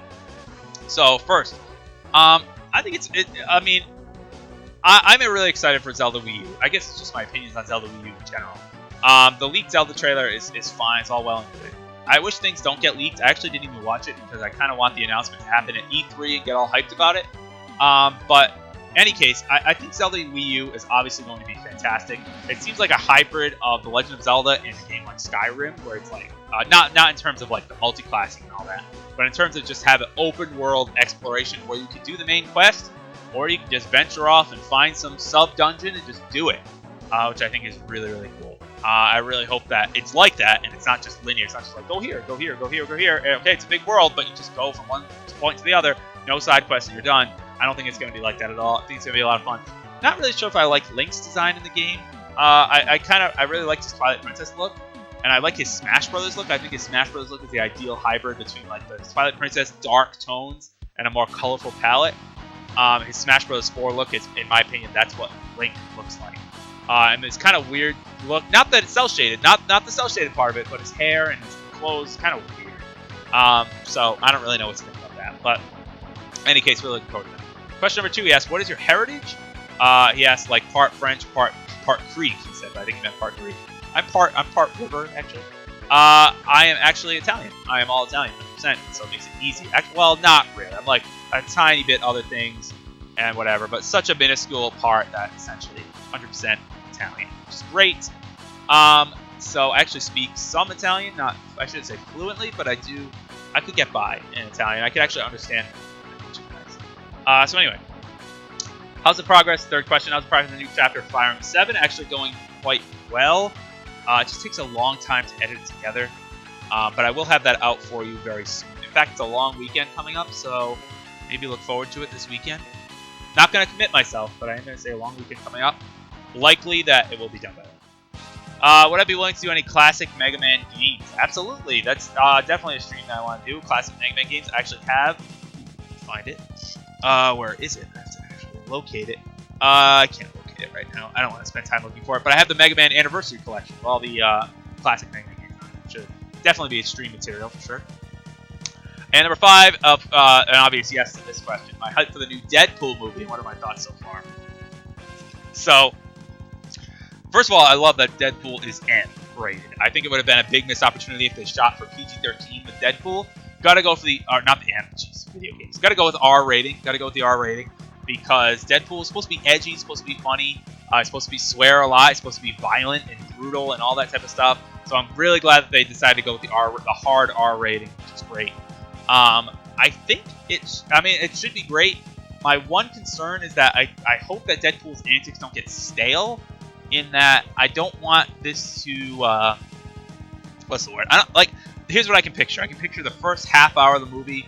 Ryan Reynolds is hilarious. His fourth wall breaking jokes are funny, and it's a hugely entertaining movie. And then after that, it like just falls flat. It's like, okay, we get it. You're breaking the fourth wall again. You made a poop joke. Ha. I hope it's not that, which I don't think it's going to be, because I think the writers are a little more clever than that. But at the same time, it's from a studio that brought us some, some questionable films. But in any case, I'm excited for it. I will go see it. Probably not right away, but I will go see it. I doubt it can live up to The Force Awakens, though, because that's awesome. Moving on. Okay, so let me talk about football. I gotta talk about sports. Sports, obviously a big sports fan. Wildcard Weekend was this past weekend with the with football, American football, which everyone goes crazy over, by the way. Everyone goes crazy over football. I don't know why everyone goes so crazy over football. There's so much downtime, and players are violent, and the league is a disaster in terms of organization, but everyone loves it. Everybody gotta love football. Go to -13-degree games to go see some football. But anyway, it was a lot of fun. I actually watched all 4 games. The Texans got blown away by the Chiefs. It wasn't even close. It wasn't even entertaining. The Steelers, Bengals game. I don't think in sports that there are actually 2 teams that hate each other more. And I don't mean in terms of the fan base. I mean in terms of the actual players. Like, if the Bengals players and the Steelers players went to a restaurant to have dinner together, they would probably get in a fight. Like, they would get in a fist fight. That's how they hate each other. But I think the Steelers, even though they're scrappy and they're kind of can play dirty at sometimes, they're not undisciplined. Whereas the Bengals, as was evident in that game, they were undisciplined, and they just like were completely out of control with taunting and hitting, giving late hits on players and all that type of stuff. Like that's completely inexcusable and doesn't really have a place in the game of football. Like late hits like that, where concussion-inducing hits, and then hitting a coach who was on the field. Not that the coach should have even been on the field, but regardless, it was just scrappy, dirty. It was. I mean, it was entertaining. Don't get me wrong, it was great, but it was just a dirty game by 2 dirty teams. But whatever. The Vikings game, I have to say, I was watching the Vikings game with a diehard Vikings fan sitting next to me because one of my best friends is a diehard Vikings fan, which is weird because we're in New England, but it was painful. I was really rooting for the Vikings. I don't think I've ever actually been so upset for a team that is not my team, like, to win. That was brutal. A missed field goal right at the end. It should have been an automatic, game winner. Man, that was rough. But a good game otherwise. Probably the best game of the weekend. And then you had the third game, the Broncos, or nothing happened. The last game there. What was the last game? Oh my gosh, why am I drawing a blank? It was the other NFC game, which was Green Bay and Washington, which I had a feeling Green Bay was going to win because Washington is just terrible. So we actually have a pretty good set of 8 teams now going into the next round. We have the Patriots. Patriots are my team. Patriots are playing the Kansas City Chiefs, which should be a pretty okay matchup. I'll have most of our offensive weapons back, which is going to be great. I think we're going to be a much different team than you saw at the end of the season, where we were just trying to preserve players and stay healthy for the playoffs. So it should be a lot of fun. I'll be watching, of course. It should be great. Good baseball. Getting a hype for baseball, too, coming up in March. Spring training. Getting there. It's getting there. And we signed great pitchers. Red Sox look good. Red Sox look good this year. I'm excited to really follow it. Anyway, Goldoan Girl asked this question, prompted my whole discussion of football. Who do I want to win, Seahawks or Panthers? Got to go for the Panthers. I actually really like Carolina this year. I mean, I think it's a great story. And the Seahawks, I don't want to be biased against some teams. I know some people like Power to Mario are like a big Seahawks fans. The Seahawks are becoming a kind of an unlikable team, and I know that's coming from a Patriots fan, which the Patriots are, of course, an unlikable team. But unlikable for different reasons. I think the Patriots are unlikable because, in the same sense that the Yankees are unlikable. Like, I don't like the Yankees because they're, like, good, because they're successful, and because they like, have that air about them that they're better than everyone else. The Patriots have that same air about them, I have to admit. That they're like, that we're the Patriots. We're better than everyone else. They have the marquee player in Tom Brady, very analogous to having Derek Jeter in the Yankees. But in any case, the Seahawks are becoming unlikable for a very different reason. The Seahawks are becoming unlikable because they're like full of themselves, and they're like, they trash talk, and they're like, oh, we're the best, we're the Legion of Boom, no one can beat us, we're the greatest, we're going to win every game. We're like, the Patriots don't do that, they don't like boast, whereas the Seahawks seem to boast and trash talk. And they're becoming an unlikable bunch for that reason. And really, like last week, did they deserve to win? They weren't even really that good. But anyway, they're becoming unlikable because they're kind of they have big heads, like they're boasting and becoming trash talking and I don't know. That's how they're becoming unlikable. Not in that they seem to strive for perfection, like that kid in class who always gets 100 without studying. That's what the Patriots are. The kid in class who gets a 95 and then it's like, oh yeah, I got a 95. That's a good classroom analogy. Okay, anyway, moving on. Glad we had 186 clean deaths in that playthrough. Am I going to play through all the X games for the specific streams? Actually, probably not. Only because Mega Man X1 and X2 were so close to me that they really mean a lot to me nostalgically, is why I played them. X3 doesn't really have that same connection. I might play it. I don't know. I haven't decided my 30th stream.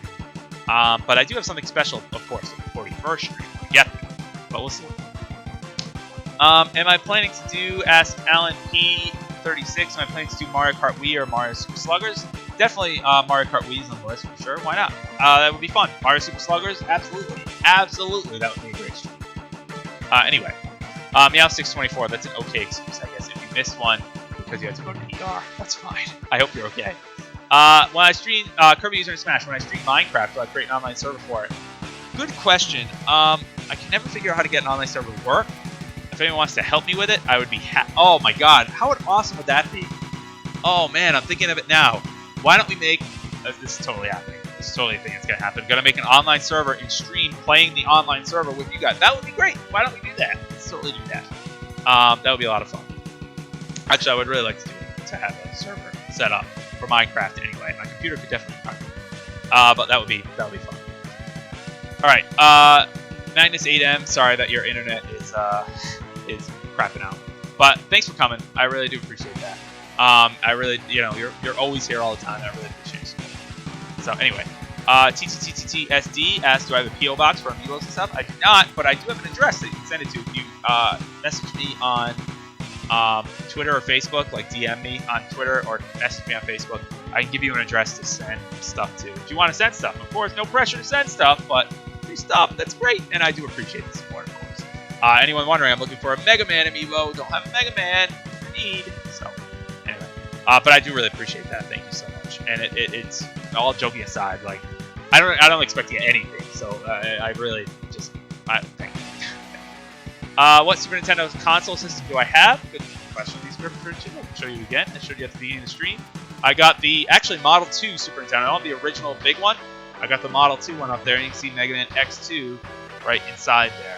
Next to that, I got my N64 and my GameCube right there.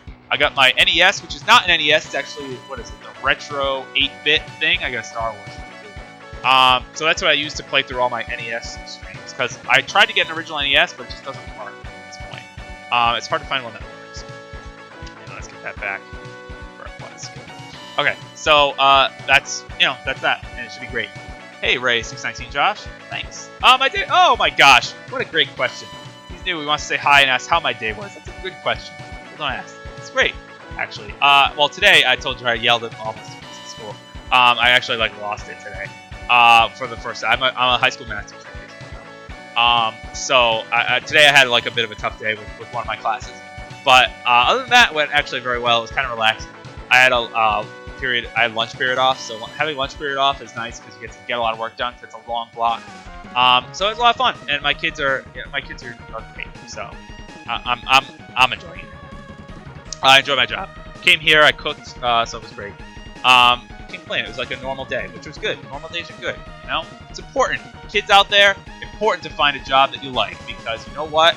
You end up doing it for a long time. So you got to find something you like. If you don't like it, then what's the point? You have to do it anyway. So moving on. Kirby User in Smash, opinion on Oculus Rift. I think Oculus Rift is so cool. The problem is, first of all, no one's going to be able to afford it. Second of all, it requires ridiculous computer specs to be able to run. Computer specs that people don't have. It's suffering the same problem that the PS3 did when it first came out, that the hardware at the time was so expensive to make that no one could afford it. It's going to have the same problem. It requires such ridiculous computer specs that, I can run it because I built a computer for gaming specifically, but buying a computer just off the shelf right now, probably won't even be able to support Oculus Rift. So, I don't know, but we'll see. It's awesome, definitely awesome, but I don't know if I'm going to get one. Opinion on Donald Trump, ask Kirby User in Smash, great question. I don't want to get super into politics, I know that's a slippery slope. But I do want to just say that I think Donald Trump is either brilliant or ridiculously stupid. I think the former. I think all the stuff he does is definitely calculated. I know a lot of it is not planned. He just goes on ridiculous tirades about ridiculous things. But his whole idea of getting under people's skin by just saying, not being politically correct and not saying, all this mumbo jumbo about, we need to fix the economy and blah, blah, blah. He's just we need to build a wall between here and Mexico. We're going to do it. And then, people are yeah, we should. You know what? We should keep illegal immigrants out. He's we're going to deport all the immigrants. And it's yeah, you know what? That's a good idea. We should do that. Like, it gets under people's skin, and that's what's so great about it. I don't know. I think it's all planned. Like, that's not. It's not like totally out of the blue. Like, it's not that this is working, and like, I guess no one expected it to work to this extent. But it's not like this is just something like a fluke. It's all planned. I don't like some of it. Some of the stuff he says gets him in more trouble than it should. Like the thing he said about Muslims, that was kind of crossing the line there. But still, regardless, he's leading the polls, and he's probably gonna win the Republican nomination. I mean, I'm not gonna vote for him because I don't want to say President Donald Trump. No, please no. But in any case, it's making it interesting. And like, why have you watched any of the Republican debates that you've watched? If you've ever watched the Republican debates on TV, you watch them because Donald Trump's on it. If Donald Trump was not part of it, I wouldn't watch it. I wouldn't spend my time doing that. So, interesting anyway. Moving on. But definitely making the race interesting. Definitely, I think, showing a side of politics that, like, you know what? This politically correct nonsense, it doesn't appeal to people sometimes. You gotta have a different approach. Good song, actually, just started up. Let's see. Oh, Dolphins fan. Sorry, Kirby, you're in Smash. You got the Heat, which are doing well. I hate the Heat, though. But you have the Heat, which are doing well. Sorry about the Dolphins. Oh, you beat the Patriots. I got redemption for X1. I consider this redemption for X1. Even though I didn't get Shoryuken, I got redemption for X1 because I did well. Brawler139 is asking, am I going to include my sister in some of my treats? I'd like to. I don't know if she really wants to be part of it, but I'll try. Am I going to include anyone? Probably, in terms of friends and whatnot. I need to get a microphone that, actually, you know what? My webcam does that now. I can totally do that. What am I talking about? I don't have to use this, actually. I can use my webcam. Yes. So, short answer, yes. Let's incorporate some multiplayer.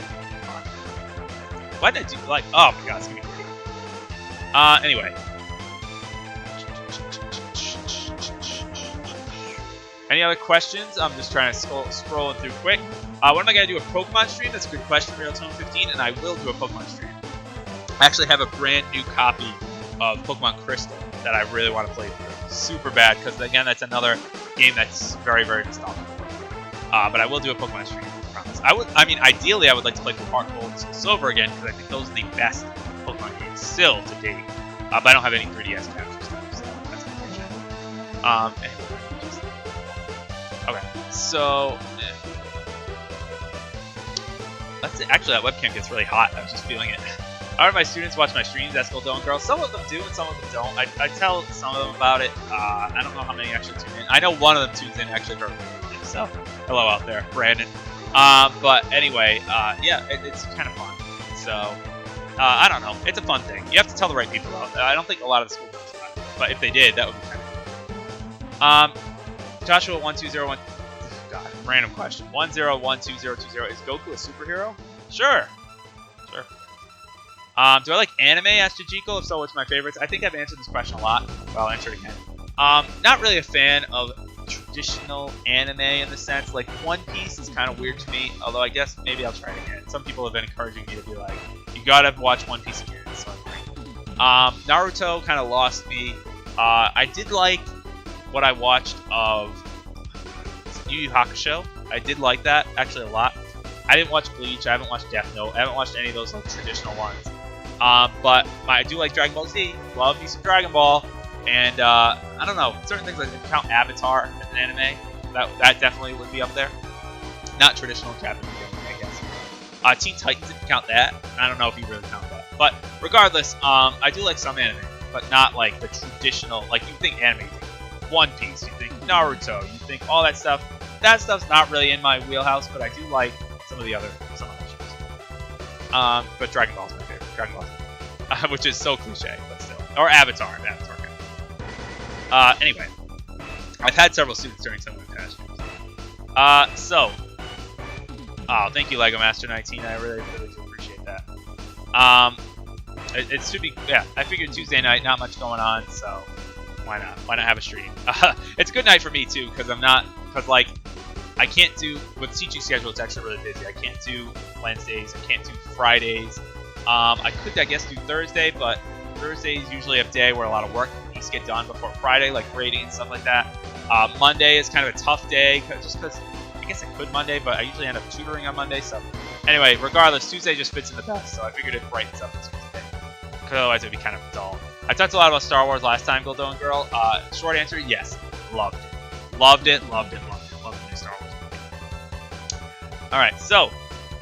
Oh, sorry, I started. Is pi a legend? Yes, pi is a legend. Pi is also a number. 3.1415. So, your favorite Teen Titan? Good question. I always liked Beast Boy. But you know what? My favorite might be kind of cliche. It might be Robin, oddly enough. He's the leader. I always like the leaders. Like, Leonardo is my favorite Ninja Turtle because he's the leader. I don't know. Beast Boy is the funniest, though. I do like Beast Boy. I didn't really like... I guess I did really like all the Teen Titans. I was going to say, I didn't really like Starfire. Starfire is probably my least favorite. But they were all funny. They were all... That was a great show. I'm gonna watch it right now. That was a great show. I really did. Alright, anyway. Last question is TTTTSD. Do I think Cloud was the most unexpected Smash character by far? Yes.